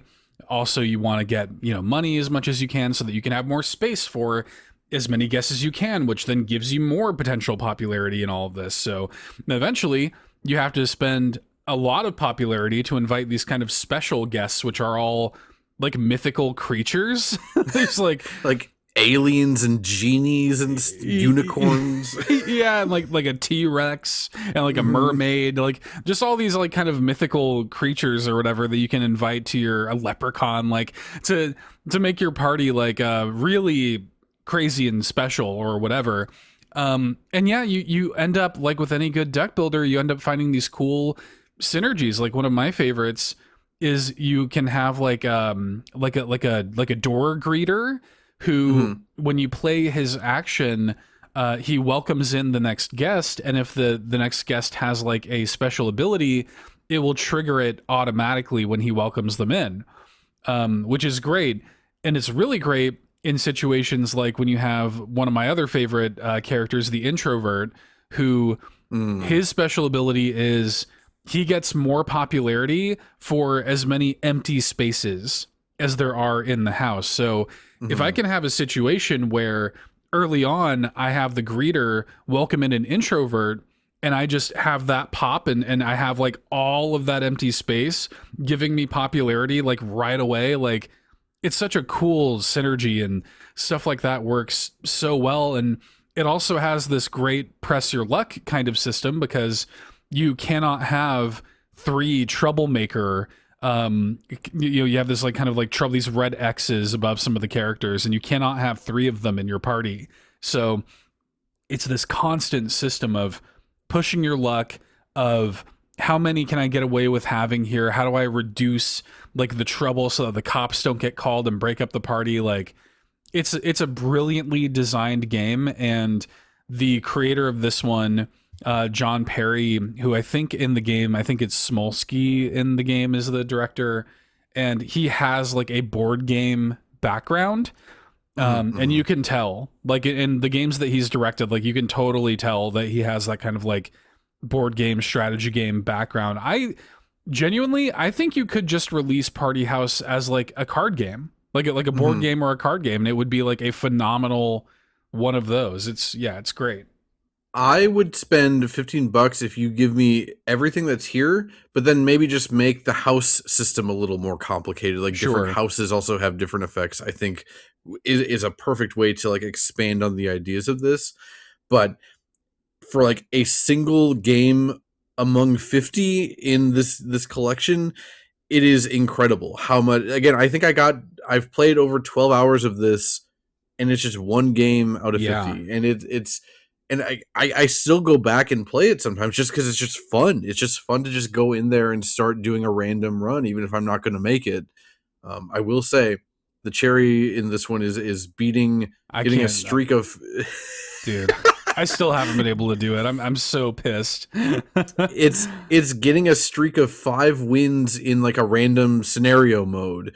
Like they give you all these bespoke scenarios, and beating all those is how you get the gold cartridge. But getting the cherry, 5 wins in a row. If you lose or quit out on like game 3 or scenario 3, your streak is gone. I actually don't remember how I did this, because every time that I remember doing this, I like never got past 2 in a row. But there must have just been one time I was on fire and going for it. But I love that the synergies you're talking about. Yeah, I love the introvert. Especially early on, the introvert can be so damn useful. I really also love. There's a counselor that like it soothes all the rowdy troublemaking ones.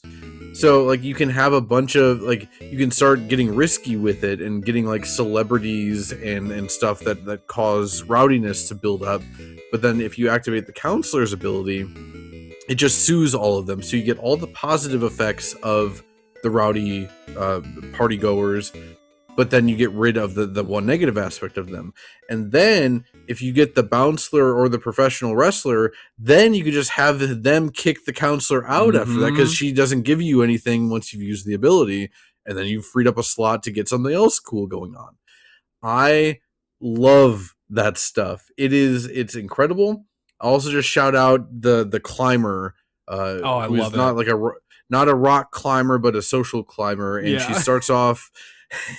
She starts off only giving you 1 popularity when she shows up, but then every time she shows up at a party, she gets 1 more point, up to 9. So if you can get like a couple of the climbers early on and start consistently getting them at your parties, you're going to be like raking in the popularity with just those units alone.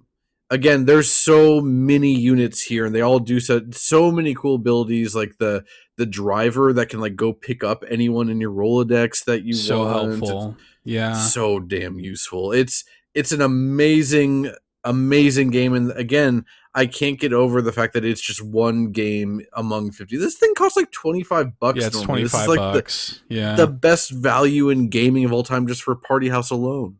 Yeah, I mean, with this, I'll shout out a couple other things about the game itself before we talk about the music, because the music's great too.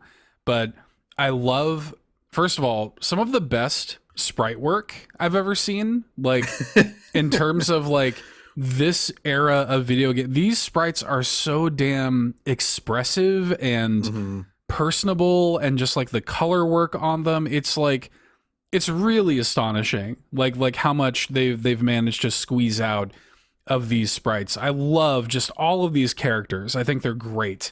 But also, as you're making the house bigger, every house upgrade effectively just reveals another like tile of the like kind of houses like layout that allows you to have more guests, 1 more per upgrade.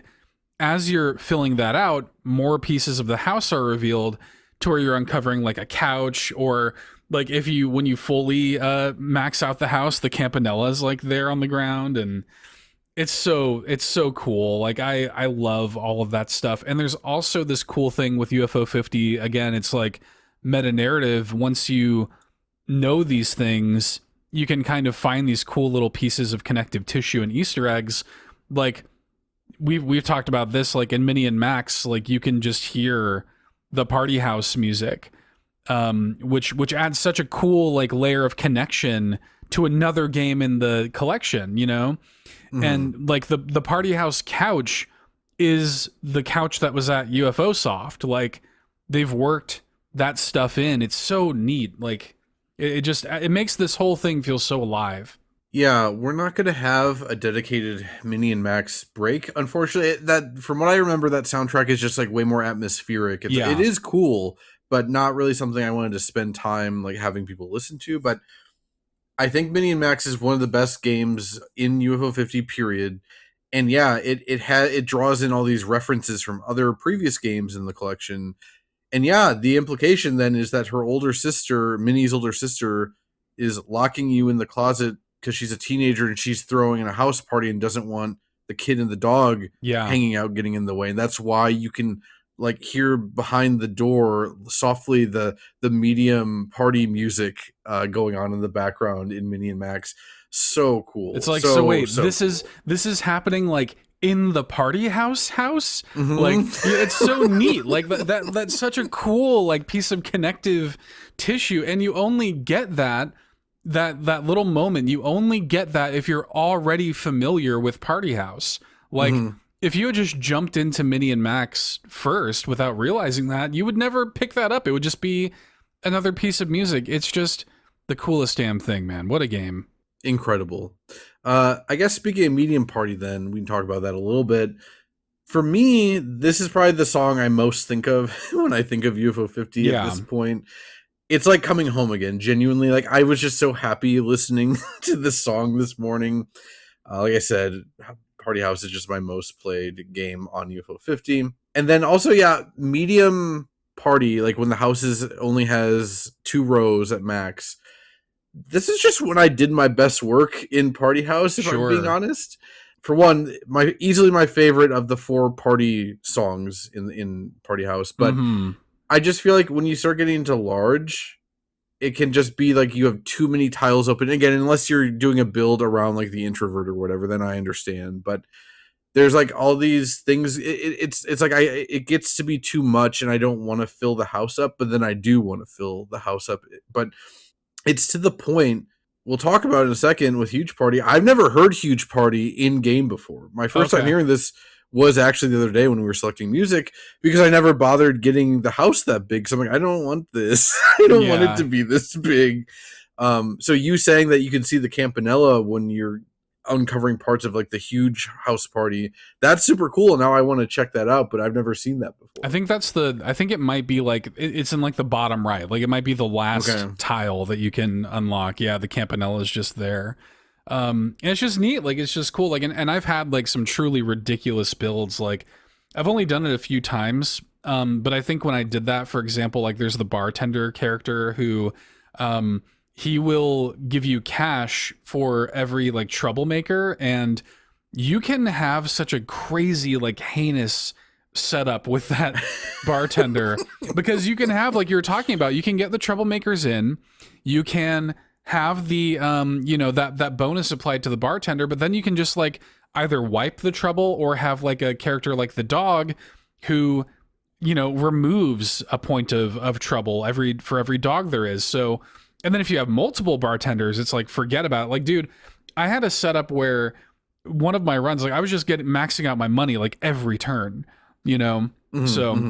truly ridiculous stuff. But yeah, like when you have the house so big, there's so much more potential for failure because you're just kind of constantly hitting the deck. You're constantly getting new people in, meaning that you constantly have like more of a chance to pull in more troublemakers. So if you're just getting bad luck, like bad RNG, like if there's one thing that I wish Party House had, it was some sort of mechanic to manipulate the RNG a little bit more. There's, that usually in a deck builder is kind of like the moment where you feel like you're really breaking the game. Party House is not a deck builder that gives you that feeling of like, oh, I'm breaking the game. Like, you're always pretty firmly within its parameters. So there is that. But when it comes to the music, though, like I was thinking about this when I was listening to this stuff this morning. How hard must it be to convey the vibes of different sizes of parties?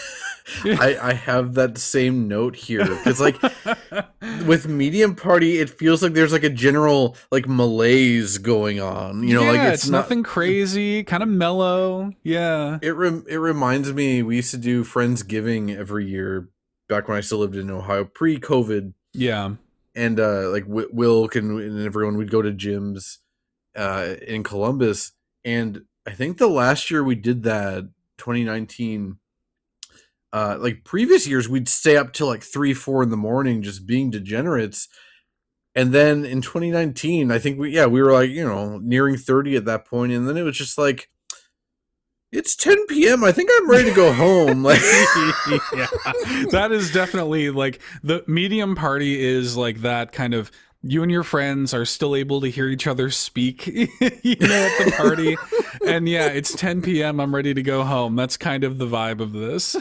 Yeah, that's where I do my best work, both in party house and in real life, is when I'm ready to go home at 10 p.m. Yeah, that's the only real notes I had about Medium Party, besides like the general, again, we talk about getting up to something. We got a few more getting up to something songs coming up yet too, but yeah, Medium Party is a great Paperboy adjacent getting up to something. Like this, such a good this pull. goes this goes down in the annals of getting up to something in history, right? Like it's fantastic. Yeah, like I said with Huge Party, I had never actually heard this in game. Maybe I did once and don't remember it, but yeah, I don't have too many notes on it as a song. I do like this a lot. I like this a lot more than Large Party or Big Party. I think it's called Big Party. I really like how it's so different. Like we just said, different from the malaise of Medium Party. It reminds me kind of like the Master System Sonic the Hedgehog soundtracks. Okay, I think, yeah, because there's like a lot more like high pitched notes, definitely here. Whistly. Yeah, like, and in 8-bit songs or 8-bit styled songs, that can get pretty grating pretty fast, but they do a really good job with it here. Yeah, for example, like the Proto Man whistle, like you hear that in like Mega Man 3, and you're just like, it's just shrill. I love it, but like it's totally shrill and like unlistenable. It is shredding your eardrums. Yeah. So it's cool to have something that can kind of handle a higher like whistle note in this that kind of peeks through every now and then. And for me, like I read that as almost like this sense of like happiness or celebration that can't be contained to the song or something. Like it's kind of just bursting out of the seams. Has like kind of an 80s sitcom intro kind of energy to it, which I really like. I also just want to say, I don't have too many notes about the song itself. I love, like, I'm not somebody who's been to a ton of parties in my life, but I love party scenes, like in movies, video games. I just love parties. Like I love moments of just like hanging out with friends and celebrating. I love like Mass Effect 3's like Citadel DLC where it's just a party with your friends. The ending of Guardians of the Galaxy 3, like one of my favorite movie endings, it's just a big party. I just love it. Like, I don't know. I've always been so drawn to that. Yeah, it's fun. I'm also not like a big party person, but I do. Yeah, like you, I appreciate like a good party scene, a party portrayal in media or whatever. When I'm hanging out with people, I like want to like talk to them, and then like if there's like a party going on, it just doesn't really. Never been one to like want to go to like loud bars. At least if there's live music, I don't want to hang out and talk there. It's just not really my thing. But yeah, I appreciate the sentiment of a good loud party or whatever, right? And yeah, I had the same note about like the high pitched notes. To me, it's kind of I was reading it as, I don't know, like shrill like yells and cheers, kind of like people are just like happy and having fun. I will note the only other thing I have here is that I love how triumphant like that high pitched note can get around 16 seconds, all those sounds going on, but then the fact that it leads into this 8-bit Phil Collins drum roll is insanely the fact that they do that in an 8-bit game is so funny to me. Yeah, man. Oh yeah, it's so good. Party House is so damn good, man. That, I mean, we'll talk about Pilot Quest later, but like the 1-2 punch of Pilot Quest and Party House, like I had a weekend where that was all I did for like a whole weekend. That was all I did was play those two games. Yeah, unfortunately, I had done Pilot Quest well before I had even started up Party House for the first time. So that sounds heavenly, like bouncing back and forth between those two. That sounds amazing. I would love to just like do that while watching like movies in the background or something. Yeah, that's exactly what I did. Like I would just have like whatever going on in the back. I think you know what it was? It was GDQ. I had dude, I had GDQ going on the TV, and I just had my Switch in handheld with the one just Party House and Pilot Quest. I have not been in gaming bliss like that in a long time. Yeah, I get it. I will save Pilot Quest for a bit yet, but yeah, I really like Pilot Quest a lot. But before we get there, let's go on a Seaside Drive break real quick. Hell we yeah. got stage 1 and stage 4 from Seaside Drive, and we'll be right back.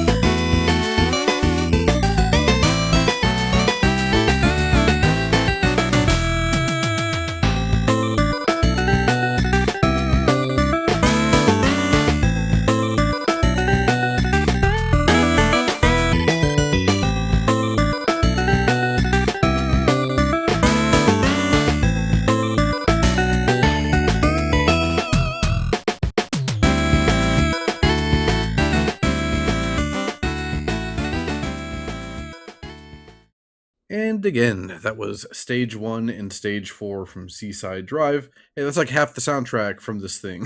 I mean, I guess that kind of goes for most games in UFO 50, but yeah, it's funny, right before we went on the break, you gave out like a guttural, like, hell yeah. Literally my first note for stage 1 is God, yes.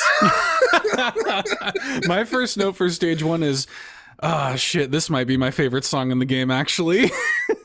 It's real good, and I did go back and look at the Monkey Knockout Gas episode we did at the very start of 2025, where we briefly talked about UFO 50. I hadn't played it yet. You'd only just started playing it. Mm-hmm. We were kind of covering things that like we'd missed talking about in the best soundtracks of 2024 episode. And yeah, we did play this then.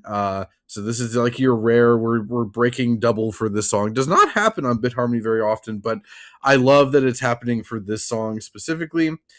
And yeah, this is like, again, the second or third game I played in UFO 50, and it was definitely at your recommendation. I think Velgris and this, I started very early, specifically because you had recommended them. And it's still one of my favorites. I think it might be the best like arcade shooter in this entire thing. And there's like a fair bit of those in here. Yeah, I mean, so we should describe how Seaside Drive works. You you're a little dude in a car, in you know, this kind of like beachy boardwalk, at least to start, and it is a vertical side-scrolling shooter.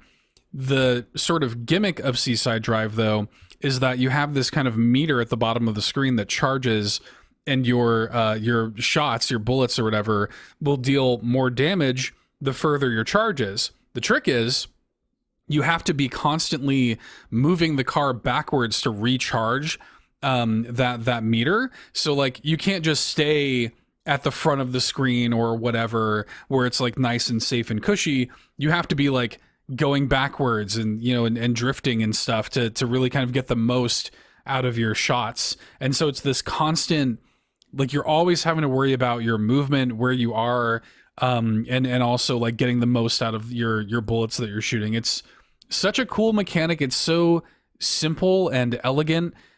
This game was directed by Ojiro Fumoto, who directed Downwell, and it's so funny because I think a lot of people would look at Velgress and say, which is basically Upwell, right? Which is like it's basically Upwell. It's just, you know, Downwell going the other direction.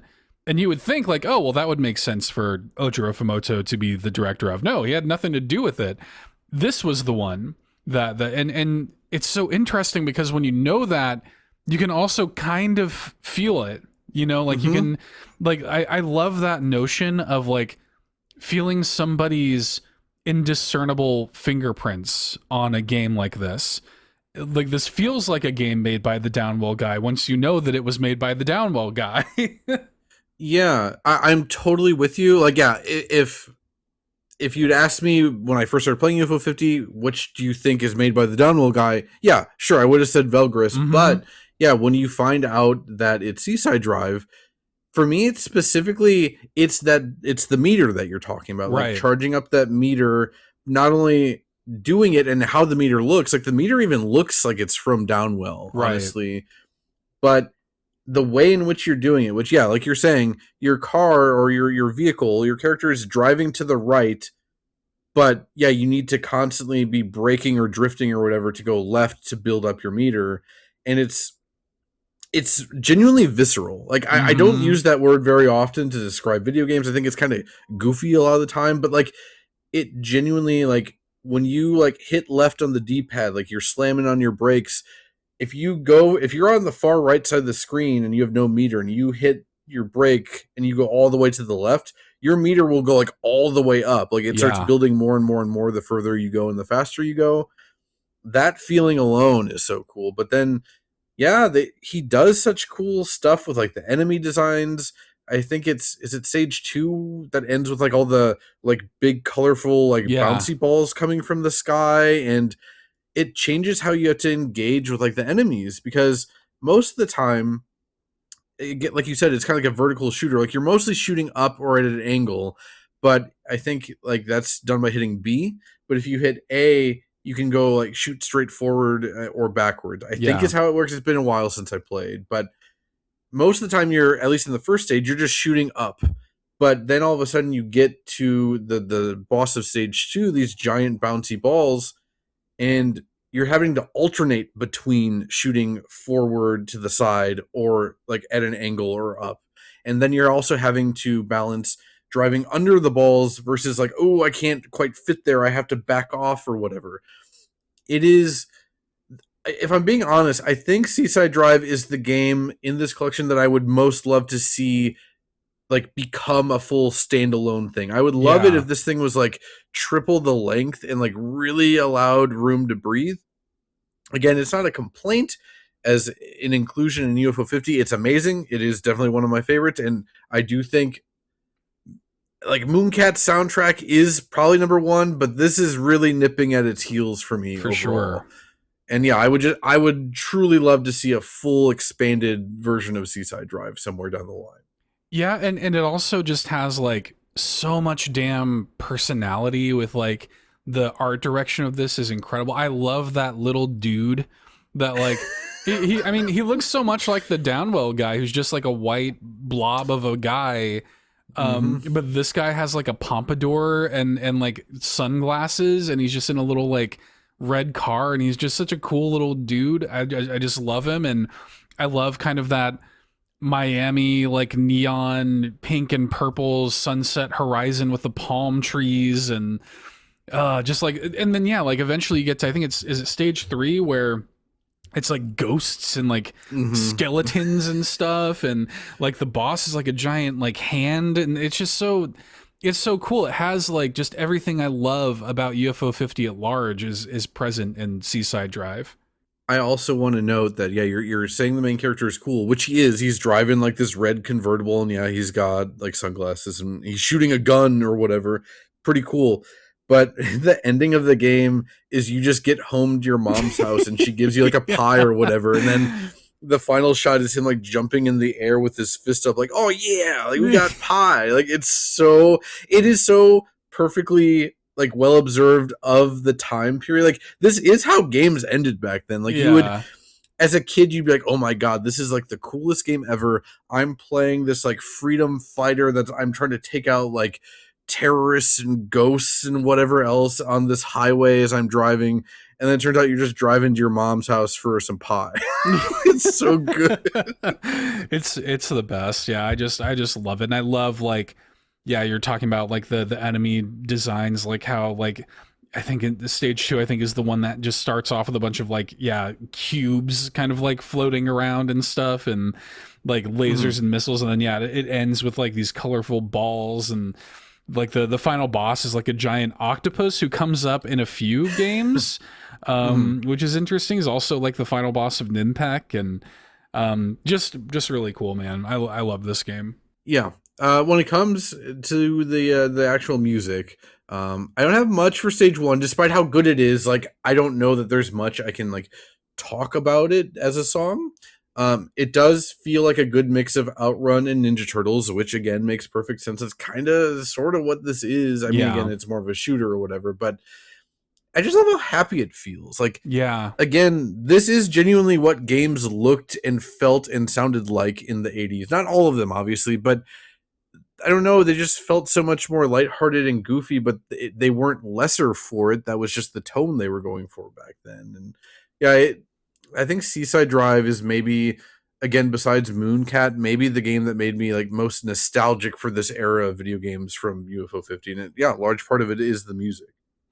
So this is Seaside Drive stage 1. This is where I get to reveal something to you. Okay. So I have lyrics in my head that I sing along to with this song. Whenever I'm playing the game in my head, just the melody, I'm singing to myself, I just love playing UFO 50. It's so dumb. It just like, again, it's so happy. It reminds me of being a kid. Like I used to do that kind of thing, like Ocarina of Time. I would always have like, you know, Epona, you know, like I would always do that. And it just, yeah, it reminds me of that. So happy, so chill, summery vibes. You can just feel the wind in your hair when you listen to this song. You know, like it just it's so good. I like that it's very like forward and driving, but a lot of the movements are very like bossa nova kind of movements that that kind of lend to that beachy kind of vibe. It's yeah, it's great. Like I said, this is like definitely up there with one of my favorite songs in the game. If it's not tied with Mooncat Forest Day, it's like number 2. Yeah, I'm with you. But it's also so funny because yeah, there's so much music from UFO 50 I've not heard. I saw people in comments talking about Rail Heist, and apparently that has a really good soundtrack that people like. But I've never heard it. Yeah. Okay. Yeah, I've never played it. Definitely, it's one I was thinking about. I was playing a lot of Grimstone like a month ago, like one of the big RPGs. See, I haven't played that one yet. It's really cool. It's like straight up like an old West Final Fantasy game. Yeah. But I also put 11 hours in, and I still haven't made it to like the final area yet. Like, it is an actual decently length RPG, but yeah, there's a lot of cool stuff going on. We won't get into it here, but it's just so cool that, again, I've played 150 hours of this game, but there's still so much I haven't seen or heard from it yet. It's very exciting, the fact that there's still so much for me to see. With stage 4, again, I don't have too many notes on this. This is my second favorite song from Seaside Drive. So while stage 1 is like this super cool and fun, like the perfect sound for stage 1 of a game like this, stage 4 definitely feels like you're on the final approach. Like, there's definitely a bit of like Dr. Wily energy at times, especially around like 39 seconds or so. It's really cool. It's also stage 4, I think, is my favorite in terms of the enemies, because you're back to being like, again, it's a Seaside Drive, but it's daytime again, and there's whales like belly flopping in the background, and they're so big that they're sending waves from the background to the foreground of the level. Yeah. And then you have to like avoid the waves while also shooting fish on the ground. Like shark wizards and stuff. Oh, yeah. I forgot about the shark wizard. Yeah. It's really good. And yeah, I like that it kind of like works like fish, and that becomes a significant challenge, because again, you're having to constantly, drift your car backwards and forwards to keep the momentum of your charge level up for your shots. So having to also dodge incoming waves in the middle of that is a big deal. So like, yeah, it's really cool. It has a good build to it. This song definitely has that kind of like coming into the end of the anime end game minor key drama. I really like it. I don't have a ton of notes either. I will say my favorite stuff in this song is actually just like, if you listen to the background like instrumentation, it's actually pretty complicated. Like, you can pick out a whole lot of crazy little sounds in this if you dig around in there. It's really neat. Yeah, the only thing that I'd written down that I didn't notice, I really like right before the loop, that there's some really great drum hits going on that I noticed this morning that are very deep and cool, especially again for an 8-bit styled game. I feel like I've said that like 80 times this episode already, but really can't be emphasized enough that like how impressive this entire package, soundtrack wise, is, and how much unique stuff in here, and how different it all sounds without getting samey, and it's crazy. Are you ready to go on our last break of the episode? Let's do it. We're going to break for Pilot Quest Crash Site and Pilot Quest Wild Zone, and we'll be back.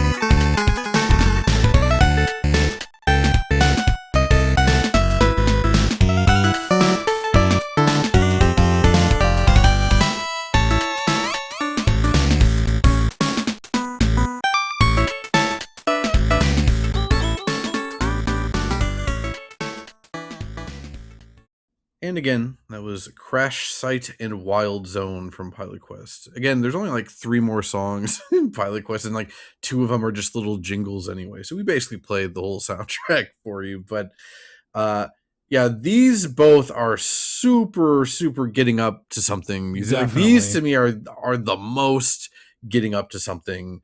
Crash Site specifically, like okay, I guess we'll go over the game real quick first. Like, your pilot from Campanella and the whole series and whatnot, you crash land on, is this Zoldath again? I think this is supposed to be. So one of the earliest games in UFO 50 is Planet Zoldath, and I think you're also technically playing pilot there, but he doesn't look anything different. Yeah. I feel like that's a retcon kind of, right? Again, a purposeful one for our reality, but not in the UFO soft reality. But yeah, Planet Zoldath is kind of more serious and puzzly. And then with Pilot Quest, everything is like way more cartoony and friendly and less obtuse. And I say less obtuse, but like, you're still whacking a crystal with a yo-yo to buy meat. You know, like, it's right. There's still some weird stuff going on. But basically, Pilot Quest is kind of a combination of a like overhead Zelda game, but also with an idle game. Like, this game uses your internal clock on your PC or your Switch or whatever to give you resources while you've got the game. It's not when it's turned off, right? It's when UFO 50 is running but doing something besides Pilot Quest. Is that what it is, I think? No, I think it's also when it's turned off. Yeah. Okay. I think you can actually like reload it, because I would turn it on like after whatever, going to sleep, you know, and then I would turn the game back on and I would have some gems. Yeah. And so, yeah, you're kind of building up the crash site. Like, there's this, again, giant crystal there. That's how you get your first currency, by whacking it with your yo-yo, your main weapon. And then you're planting these seeds in front of a tree, and then that's giving you more of these crystals, and then you can buy meat. You need the meat to pay off like the bodyguard, so you can go out into the wild zone where all the action in the game happens. And then you're also having to kind of repopulate the crash site and like build cabins for NPCs to come live there and then work for you. And then you've also got to rescue, like you're assigning these weird little aliens to be like scientists, so they can research and give you like flasks of science bottles, basically. I feel like, I think this literally was the first game I ever played in UFO 50 because I love Pilot so much. Yeah. And you know, as someone that wasn't super familiar with UFO 50 beyond that Pilot was in it, and Pilot is my favorite character in Spelunky 2, I just wanted real quick to check out a game with Pilot on the cover or whatever. And I do think playing Pilot Quest early on in UFO 50 is good, because again, you get the benefit of it being an idle game and you can kind of play it for a longer period of time. However, I don't think it makes a good first impression of UFO 50 as a whole if you play it as your first game. Sure. Because yeah, there's so many references to earlier games. Again, it's leaning into this idle game aspect that like no other game in the collection does. But that said, despite it kind of giving me a weird, wonky first impression, I ended up loving this. Like, this is genuinely one of my favorites in the collection. I feel like that is my most controversial UFO 50 take, is that I really love Pilot Quest. Me too. Yeah. I was surprised to hear that like the general consensus is that people don't like Pilot Quest. Like, I really loved it. And I love the idea again of having an idle game that you can kind of pop back and forth between. I think like, if you play the game the way it's intended to be played, it's really cool. And I think that all of the hooks of like an idle game are present in that, and the sort of like upgrading and making things, you know, making yourself better and more powerful so that you have more time when you go out and explore the overworld, because your objective is to find all of your ship parts so that you can repair the Campanella and leave.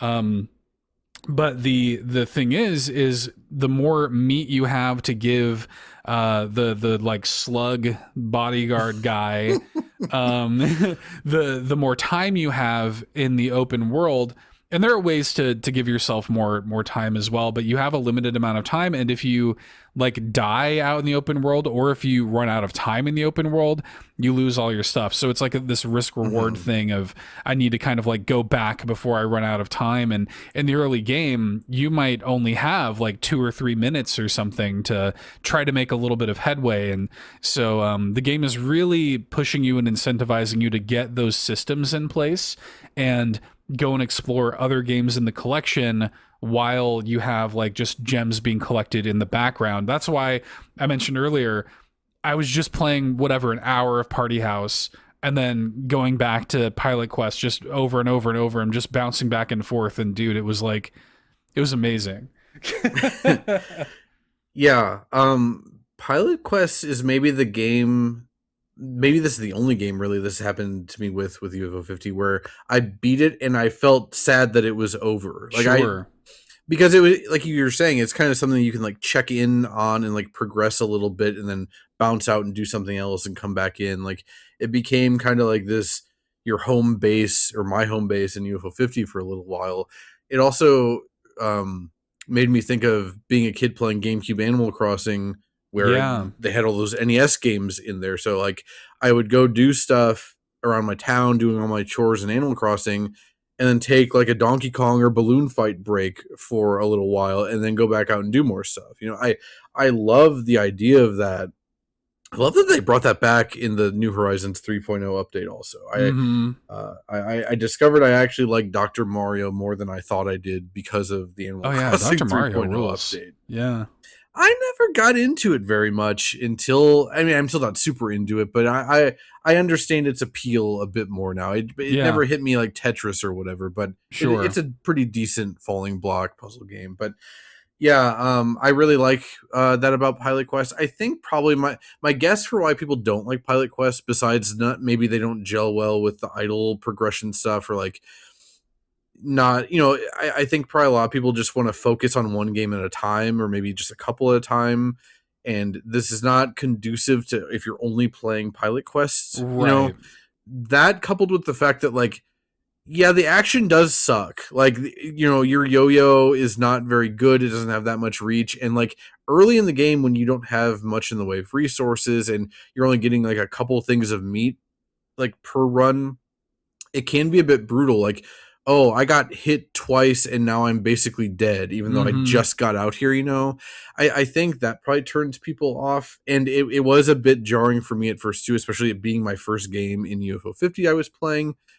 But yeah, at some point you hit a point where the idle stuff doesn't matter. I never needed to wait for anything anymore anyway. I was just playing the game at a certain point, which maybe that's not even necessarily a point in its favor, but I did overcome that barrier, and I kind of just like bent the game to my will at that point. I personally, like, I love that feeling in a game like this. Like, I love that build where, like, you know, when I first started playing the game, I was so intimidated by the wild zone, and like I felt like I was fighting for my life out there. But like now I'm going out there, I'm kicking that dude's ass. What's that guy that black and white guy, the monochrome like jester guy? Yeah, he's kind of dressed like a little bit like Pilot and his sister. I forget his sister, Isabel. Yeah.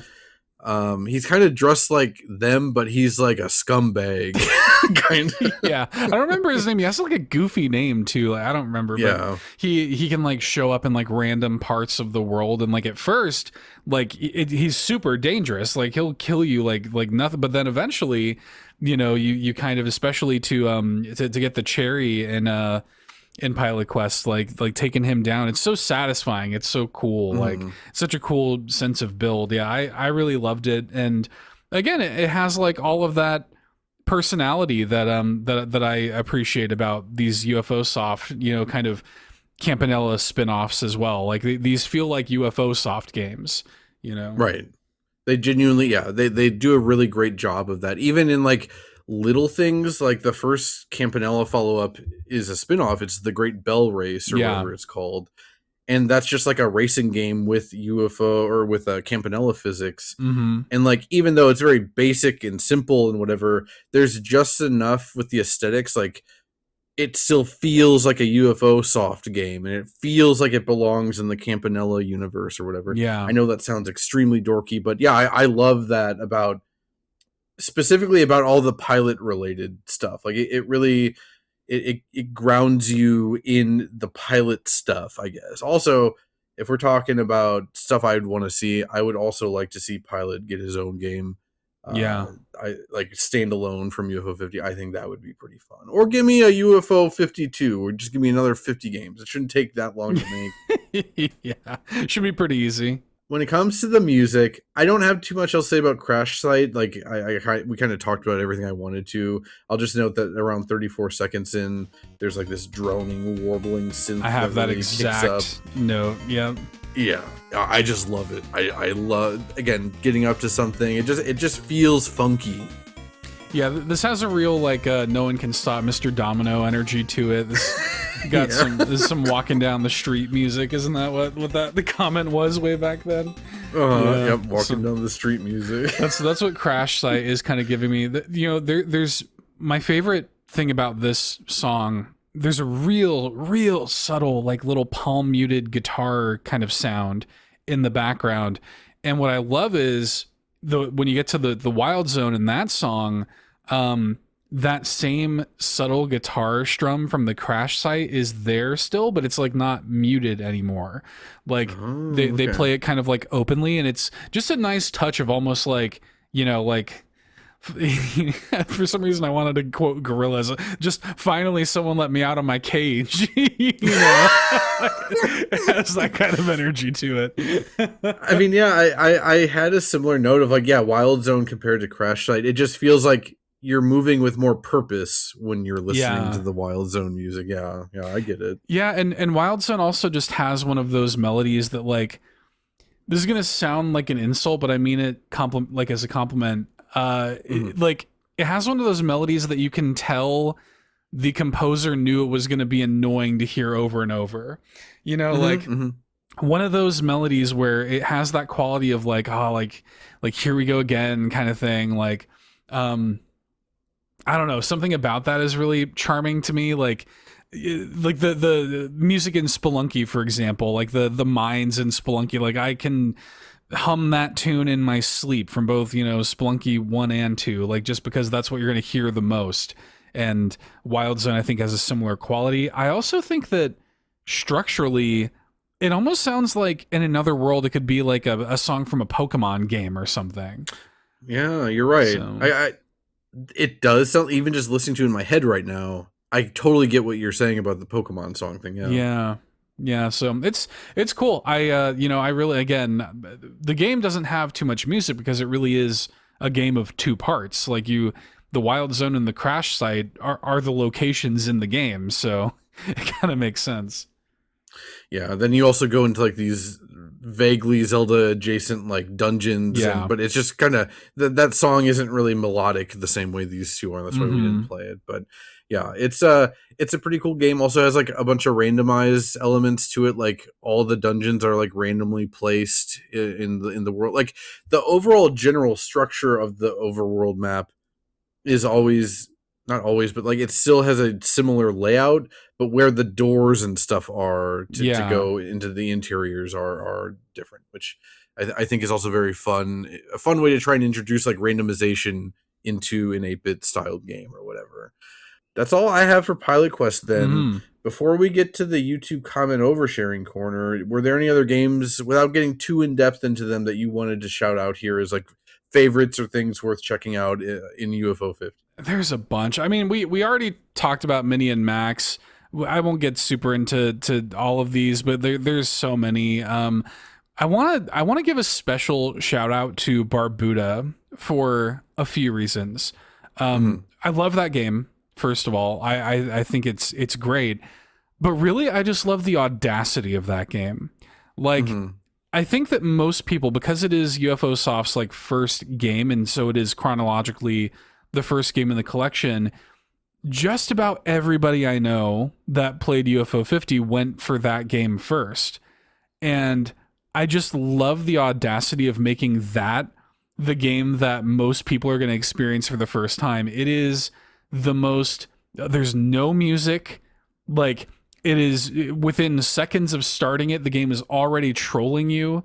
And like the title of the game is falling down and killing you. Most people will die within seconds of starting it up. I just love how antagonistic it initially is to the player. But then as you get to learn the game, you kind of learn the ins and outs of it, and you know the kind of explorative nature that game truly has.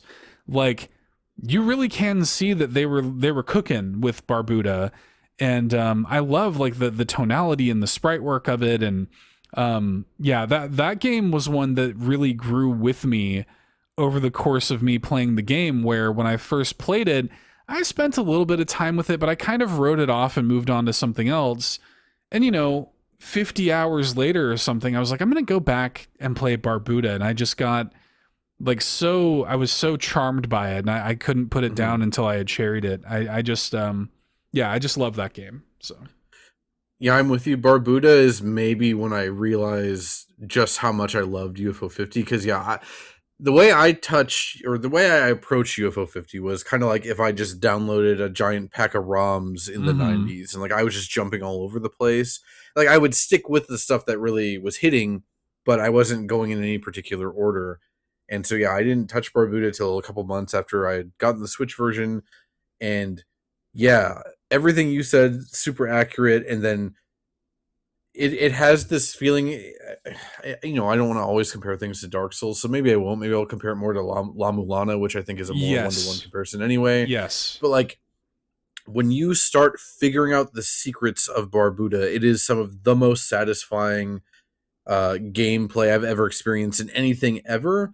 And it's precisely because of how antagonistic the game feels at first, but the fact that you're persevering and you're figuring out, despite how much the game seems to hate you. Again, it's not hate. It's not like it's Celeste or a Super Meat Boy, like you're going to die constantly kind of thing. Despite, the fact that you're probably going to have the title screen crush you in the first 3 seconds. But it's not meant to be that. It's not like a Kaizo game, but it is a game that wants you to move slower than you're used to, and like think about what you're doing and where you're going and stuff. But yeah, Barbuda is like one of the standouts of the whole game for me. Mini and Max, I think is kind of, to me, is the sequel to Barbuda in a lot of ways. Like, sure. It feels like it's exploring a lot of the same ideas like 8 or 9 years later. But yeah, with a bunch more colorful graphics, and it's less obtuse, but there is actually quite a bit of obtuseness to Mini and Max that isn't immediately apparent that I really appreciate. Feels like some kind of weird combination of like Zelda 2, Castlevania 2, and Super Mario Bros. 2, like all the Black Sheep NES games coupled into one thing that's also like kind of open world, quote unquote, for an 8-bit game. Crazy. Mini and Max is really, really crazy. I really want to shout out Bushido Ball. Hell yeah. It's just Windjammers with like a feudal Japanese aesthetic. But it's great. Windjammers is awesome, and Bushido Ball is also great. Yeah, Bushido Ball is a fun multiplayer game too. Like, it was fun to play in single player. It's one of the easier cherries in the game, by my estimation. But I really enjoyed. Like, that's one that my wife and I will we'll boot up every now and then. We'll just do a few rounds of Bushido Ball if we're kind of bored and don't have anything better to do. I'll shout out Magic Garden, which is a game that is really, really simple. It's basically like Snake meets Pac-Man. You're just like, gathering up a bunch of these little guys and, trying to avoid enemies and also avoid running back into your trail of little guys, and then like kind of depositing them and getting a higher score. I got hooked on Magic Garden for like a good like 5-6 hours. Like, even after getting the cherry, I still was playing Magic Garden. I don't know why. I just kept like going back to it. I think I was just so charmed by like the look of it, and even the music I think is pretty good. And that's another one that I'm like surprised that a lot of people are kind of like not a big fan of Magic Garden. I really enjoyed it. I had a similar experience. I started it up and got the cherry in like 4 hours and did it all in like one sitting. I didn't put the game down until I had the cherry. Again, it's kind of like Pilot Quest. Like, I get it to a certain degree. Like, it doesn't control the way you're expecting, because it's a game that's meant to emulate games from like 1981 or 82 or whatever. Yeah. It's one of the earliest games in the collection, like the 5th or something like that. But like, so you have to like kind of buffer your inputs. I think that's what throws people off. Like you can't, it's not 1-to-1. You really have to like, oh, I'm coming up to a wall. I need to press like up to move out of the way. That's where the Pac-Man DNA comes in. Yeah. Right. And exactly. And like, I love Pac-Man. So I know you do too. So that's probably, I guess, why we like Magic Garden more than most people. I mean, yeah, Magic Garden, it is definitely, it's very, very simple. Again, on purpose. It's one of the earliest games in the collection. But yeah, I found it to be one of the most satisfying early game ones. I think we've basically talked about all the ones that I want to talk about. I mean, you have Night Manor on this list, or maybe I edited this, I don't remember. But this is just like almost like a Resident Evil adjacent thing. Like it's a first person like point and click thing. Like you're being stalked by a murderer in this haunted mansion that you wake up in and whatever. Nothing much to really say about it, but like the aesthetics are so on point. Mm-hmm. It is the perfect replication of like this era of video games. And then because like I saw stuff like this on the NES back then. Like, I never played Maniac Mansion on the NES, but like that had a similar ambition, like specifically that NES port, and maybe that version couldn't quite live up to the original version of it or whatever, but like there's an ambition to like do something bigger than it feels like the system was made for with a game like Maniac Mansion on NES. And Night Manor really feels like it's replicating that like perfectly. I that was another one. I started playing that one night. I just didn't put it down until it was done. I really, really enjoyed it. Yep, I'm with you. I did the same thing. And it's also like genuinely pretty atmospheric and spooky. Like it genuinely got some decent scares in there, which was not something I was expecting. You would think that something like this would be cheesy, but like at a certain point, like it's got a little bit of like almost like a creepypasta kind of energy to it. And really, okay, I wanted to shout out Mortal because I think Mortal is one of the coolest mechanics in the whole collection. Like mechanically, it's a platformer where you have a set number of lives and you have to like use those lives to clear obstacles and like make platforms out of like your previous lives' body, blow things up in the world. And like it's such a cool and clever idea. It is another one of my favorites. I've never played anything just like Mortal, so I wanted to shout it out too. But so before we even, I don't know how much I want to get into this, but do you know much about there is a hidden game in the collection? Do you know much about this? I'm aware that it exists. That's about it. Okay, I won't get into it too much because I don't want to spoil it for you. Nor do I want to spoil it for the listener. There is a hidden 51st game in UFO 50, and what I'll say is the game, again, has this like meta-narrative that you can kind of follow and trace, but you start to like, if you pay attention, you start to notice these weird little things. Like there's a terminal on the LX where you can enter in like these passwords and stuff like this, and once you know the kind of like 8-digit, whatever it is, password combination style, you kind of start to like pick it out of other games in the collection. You start to wonder, oh, let me write this code down, take it back to the terminal and see what it does. And sometimes it's cheat codes for the games, which is kind of cool. Mm-hmm. And sometimes it is like unlocking little like meta narrative things. And the final hidden game that you unlock, it's called Miasma Tower. And again, I don't want to spoil it too much, but it is basically an Earthbound style, like top-down exploration game that takes place within UFO Soft, like the company, and it gets into the sort of like it's a hidden game because it's almost like we snuck this in here, F the man, kind of thing. And it gets into the goings on that happen behind the scenes at UFO Soft that includes the death of one of the employees. Oh, okay. And so there's kind of like a little bit of like a murder mystery to it.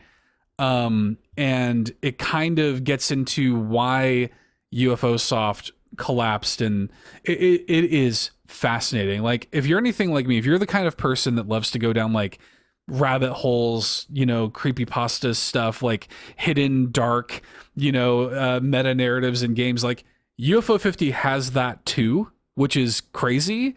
And it just adds so much like flavor and texture to the whole thing. So there's just layers upon layers upon layers. And like you said, this is stuff that you might never discover playing the game. And if nothing else, like, 100+ hours into the game, I'm like still finding new and cool things in it. It's just such a neat game. When we said at the top that this is like one of my picks for hands down best game of the decade, I was not joking. Also, one of the best soundtracks of the decade too. It is so stuffed with things to do and see, and again, just the fact that you can just turn on one game and spend like 6 hours in there and then just move on to something else.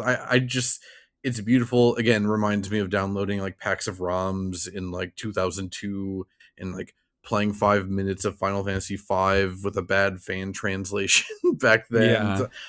I love that stuff. And it's so cool how UFO 50 manages to like capture so many different eras and so many different ideas all in one package. And like, if you were to look at it, it's just kind of unassuming, like there's nothing, I don't know. It is such a remarkable game. I'm so glad we got to like sit down and talk about it. Yeah. In this way, like when we had first started talking about doing UFO 50, I wasn't sure how to approach it. Honestly, this episode has already ended up being like better than I was expecting it to. I agree. So yeah. Really grateful that we got to do this. Yeah. Yep. Okay. Very good. Well, let's get into, I guess, YouTube comments then, right? Yes. Let's get into the YouTube comment oversharing corner. This is the section of the show where we read off any funny, memorable, interesting, or downright insane comments we stumbled across while grabbing songs for this episode. Worth noting, there were not many YouTube comments to find, so I ended up going to Bandcamp. And a fun thing on Bandcamp, when people comment on like albums released there, they can even note what their favorite song is. So it turns out I was able to find a lot of specific comments for Mooncat Forest A because of how many people on Bandcamp love it. But all that said, this first one is from YouTube. It is the sole YouTube comment of this episode. This is coming from YouTube user Mr. Progidle. Commented on Mooncat Forest A 6 months ago, asking what genre of music is this? There were some helpful responses to the genuinely some interesting responses to it, but then I quite liked this response where Majin Weeaboo 6679 responded 2 months ago. It's a great username, and they just say Mooncat. Mooncat is a genre in and of itself, yeah. Yeah. Majin Weeaboo is really good. Yeah. Yeah, it's fantastic, yeah. Really smart. All right. Well, we have a comment here from Bandcamp user Keftiu, who also commented on Mooncat Forest A. Most games can't dream of a single track as good as dozens of the offerings here. UFO 50 is an unbelievable gift, and the music is so much of its strength. Every track immediately transports you back into its context when you hear it. I don't know why the moment the first music hits in Mooncat makes me cry, but I'm glad it does. Yeah. The glazing for Mooncat Forest A is off the charts on Bandcamp, is what I've learned. It's also, I mean, I agree with it. It's again, deserved. To be clear. Yeah. It is deserved. It is so atmospheric and just unique and cool. But a thing you'll come to find with the Bandcamp comments, not much in the way of insanity. We're going to be mostly glazing Eirik Suhrke here, and that's fine. I after how much joy he's given me just with the soundtracks alone of UFO 50 and Spelunky, it's fine. The Bandcamp, that's a more sophisticated bunch, a more sophisticated area of the internet. Yeah, exactly. Such as this user, P-Man, commenting on Pilot Quest Crash Site, possibly the biggest flex in video game soundtrack history. nary a stinker in here, which is an incredible set of words, an incredible combination of words from P-Man right after we just called the Bandcamp users sophisticated. Shout outs to P-Man. So I get obsessed with like the shape or like the way that certain sentences like sound or feel. Nary a stinker in here has crazy. It has such a beautiful like silly flow to it. First, like nobody says nary. Like it's such a silly and like you gotta know what a crumpet is to use the word nary. Nary a stinker in here is just so funny, man. Like even calling something a stinker is funny just on its own. Yeah. I haven't heard the word stinker in quite a long time. No kidding. This is another really good username. Bandcamp user Quasi Otter commented on Mooncat Forest A, kind of. Forest A, Shallows, and Dream have all made me cry thinking about the games in retrospect. Played 1 week, I guess, or one a week, probably. One per week, I think. Yeah, but only the latter made me do so during gameplay. I love you, Waldorf. So, this was actually about Dream from Waldorf's Journey, but since he mentioned Forest A, I had to grab it just for the I love you, Waldorf. I love you, Waldorf is so good. You know, yeah, we didn't talk about Waldorf's Journey. It's a very simple, like, arcadey thing. It's not worth getting into gameplay-wise. I do love Waldorf's design, and good. I do love when you make it to the end of the game and it's like an ethereal, like, Buddhist walrus, like, hanging out there and you're in a dreamscape or whatever. Very, very funny, and again, very, like, evocative of 80s game design. Waldorf's Journey is also an interesting game because it's in the lore, the meta lore of the game. It's where the like new producer, I think his name's like Nakamura or something like that. He comes in like to fund UFO Soft when they're like falling on hard times, and Waldorf's Journey I think is the first game of his era. And so like in the credits of Waldorf's Journey, like his name is like glistening and like held up on this pedestal and stuff like that.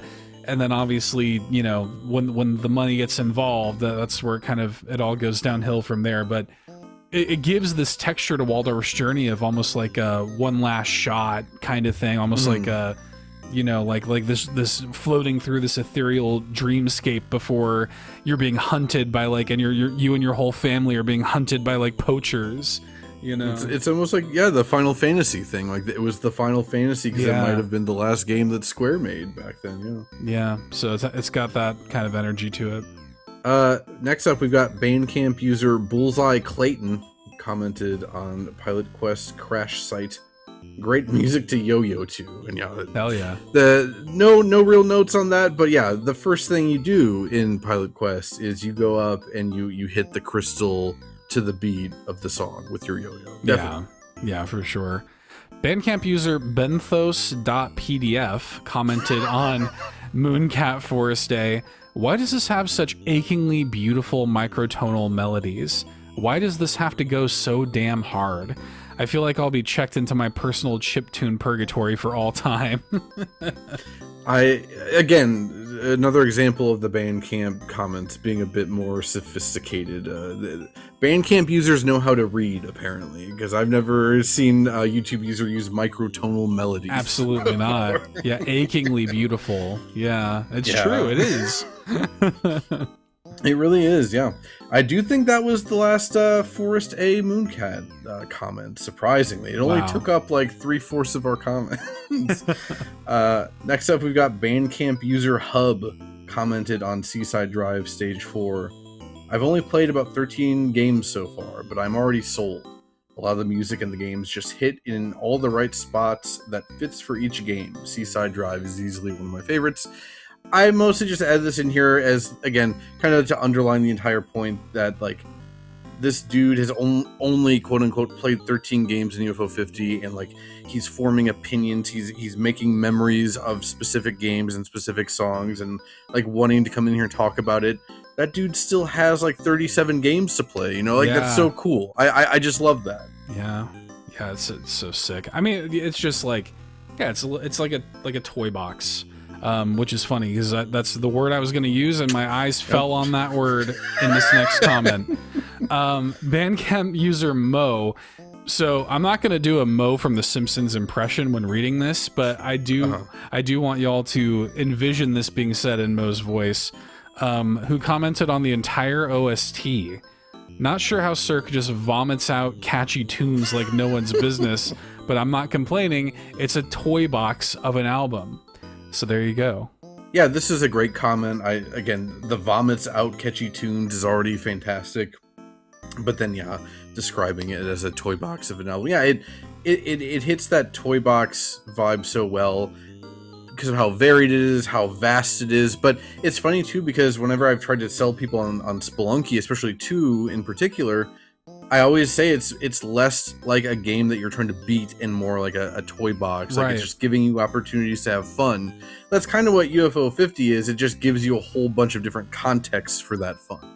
Yeah, it's the kind of thing that, like, I just want to exist on, like, every device that I own forever, so that I can just, like, that's like the motto of the game is play forever, right? Like, I just I want to be able to just boot up UFO 50 as like a constant in my life, and it ebbs and flows. I'll go like months without playing it, but it's so comforting to know that it's there and it still has like so many surprises waiting for me.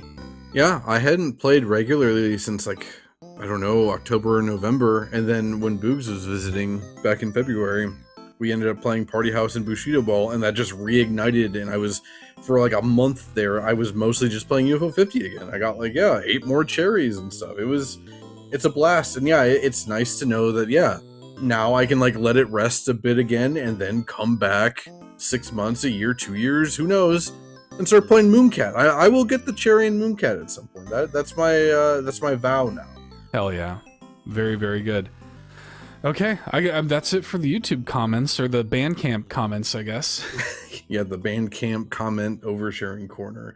Yep, that is it for this episode's comments. We do not have any voicemails. What's wrong with you all? You've all been so quiet. Yeah, speak up. Yeah, what's going on, man? I genuinely was kind of surprised no Final Fantasy X voicemails came in before. Me too. We recorded that, but they're still listening. It's fine. They're still working through it. Yeah, that's true. It might take a while. But yeah, if you want to contact us, I guess you can do that if you still care. It's such a like mom thing. Like this. Yeah. If you haven't texted me back in 3 hours, do you even still care? I'm still alive. If you're curious. Yeah, if you still want to reach out after all the shit I've pulled in this episode, you can either send us an email or call in. You can email that to bitharmonypod@gmail.com, or you can call in to 216-230-8540. That number again is 216-230-8540. And if you're dialing in, you want to keep those under 3 minutes for your own sake, because Google Voice will just cut you off. Yep, cut you off. And send emails if you want to go longer than that. You can also text the number if you want. We'll have Bot Harmony read it out. Get in touch with us. You can also do that by joining our Discord server. We have links to that in the show notes too. Come on in, chat with some cool folks. And yeah, you can also check out the Patreon. I mentioned it at the top of the episode. We have a bunch of exclusive mini episodes of the show there. A whole bunch of them at this point. They're all really good. So go over to Patreon and check that out and join the ranks of some great supporters. Bit Harmony is made possible by viewers like you. Thank you. Thank you to our Triforce tier supporters, Adam Caparello, Bowza, Quagmire, Dan and Luma, Danilina Hosa, SAZ, John Cummins, Josh Vaughn, Ligerwoods 330, and Uncle Randy. And thank you to our Golden Banana tier supporters, Big Dogs Only, Bill Tucker, Foolish Fuji, Gamer Jason, Hopple, John 32, Liam D, Old Drake, Phelan Ward, Rob Yapel, Shy Guy, thank you Shy Guy, Sean Ashton, and Stephen Keller. We really appreciate y'all for your support on Patreon. You can also get a 7-day free trial to the Golden Banana tier and see what all the fuss is about for yourself for free for 7 days. So yeah, thanks for checking that out. Thanks for your support. Yeah, thank you as always. I also need to apologize that I think the Infinity Nikki 2.0 mini, when I was reading off the patrons, I did not thank Shy Guy in that. So I'm calling myself out, and I'm thanking Shy Guy here and now and acknowledging my past mistakes. We regret the error. The next, always. I regret so many errors in my life. The next full episode of Bit Harmony should be going up on May 31st on the public feeds. We're doing that on Cuphead. Hell yes. I can't wait. I love Cuphead. Cuphead was my game of the year 2017. It beat out Breath of the Wild, Mario Odyssey, Nier Automata. I went pretty nutty for Cuphead back in 2017, and I've not played since the DLC came out. I only played the DLC once. I liked it, but I never went back to it. This is another one that, if time allows, I really would like to stream some Cuphead on the Bit Harmony YouTube channel, but we'll just have to see. If you want to check that out, the best place to get notifications for that, besides subscribing on YouTube, is in the Discord. Very good. That just leaves the haikus, I guess, right? That does just leave the haikus. I'm going to let you go first on this one. Okay. You'll see that this is a kind of like esoteric. I was in a weird headspace when I was writing this. Okay. This is a pretty like but I think you'll follow me on this one. The language of games. My mind maps the strange patterns. Limbs learn the accent. Ooh, that's pretty cool, especially in reference like Mooncat, yes. learning the accent. I think that's great. I think that's actually one of my favorite haikus we've ever had on the whole show. Especially, that was like a 3 a.m. fugue state. I wrote that within half an hour of waking up this morning. So I find that those are where the best thoughts lie, or the worst ones. I guess a mixture of both. So for my haiku, I guess I have some bad news and some good news with this. Okay. I did not write a haiku. However, if you'll look in the Discord, I did just send you a surprise last-minute file. What? Okay.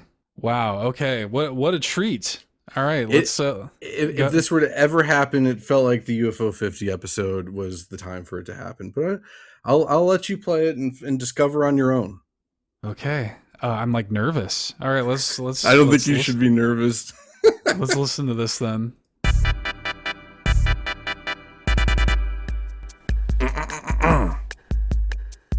Avianos Waldorf's journey. Hot foot party, house onion delivery. Planet Zoldath, Mortal 1 and 2. Kick Club, Rail Heist, Velgress 2. Holy shit. Bushido Ball. Caramel, Rakshasha, Quibble, Race, Combat, and Paint Chase. Quibble, you had to really stuff that Magic in there. Garden, Blockowalla, Lords of Disconia, Camouflage, Rock on Island, Sunset Drive, Golfaria, Cyber Rivals, Devilition, Grimstone, and Mooncat. Barbuda, Pilot, Quest Warp, Tank Elfazar's had. Oh my god. Mindy and Max. Knight, Manor and Belbrace. Campanella 1. Yes! Campanella 2. Campanella 3. Hypercontinenter. Okay. I'll just say, having to say hypercontender, that's hypercontender. Yeah, it sucked. That's tough. It sucked. Dude, rhyming Mooncat and Elfazar's hat, really inspired choice. I am delighted by that. I'm going to not offer any further explanation for anyone that doesn't know what that just was. I just came up with the Campanella 1, Campanella 2, Campanella 3 while doing notes this morning. And let me tell you, okay, I've had about 3.5, 4 hours sleep while doing those notes. And that was at like 10:30 a.m. when that idea came into my head. And I had to go pick up my wife at like 12. That was the most rushed production of my life, having to pull up the list of games that they used in update day and pull up a list of all UFO 50 games and try and fit them in and get the cadence right and force some syllables together. I'm pretty proud of it overall. You crush it. My cheeks hurt from smiling so much at that, dude. That's so good. I'm so happy that is like recorded and like a thing that we can just listen back to whenever we want. I will probably never listen to it again. I think that's the first time anyone. I think that's the first time anyone has heard me singing in any way besides my wife. But it was too good of a bit to let go. So, dude, you're lucky I don't edit this show. That would be at the end of every episode. Anyway, that has been it for this episode of Bit Harmony. Taking You Out is the UFO recovery team anthem, I guess we'll call it in this case. Again, from UFO 50. We'll see you next time for Cuphead. See ya. Bye. Bye.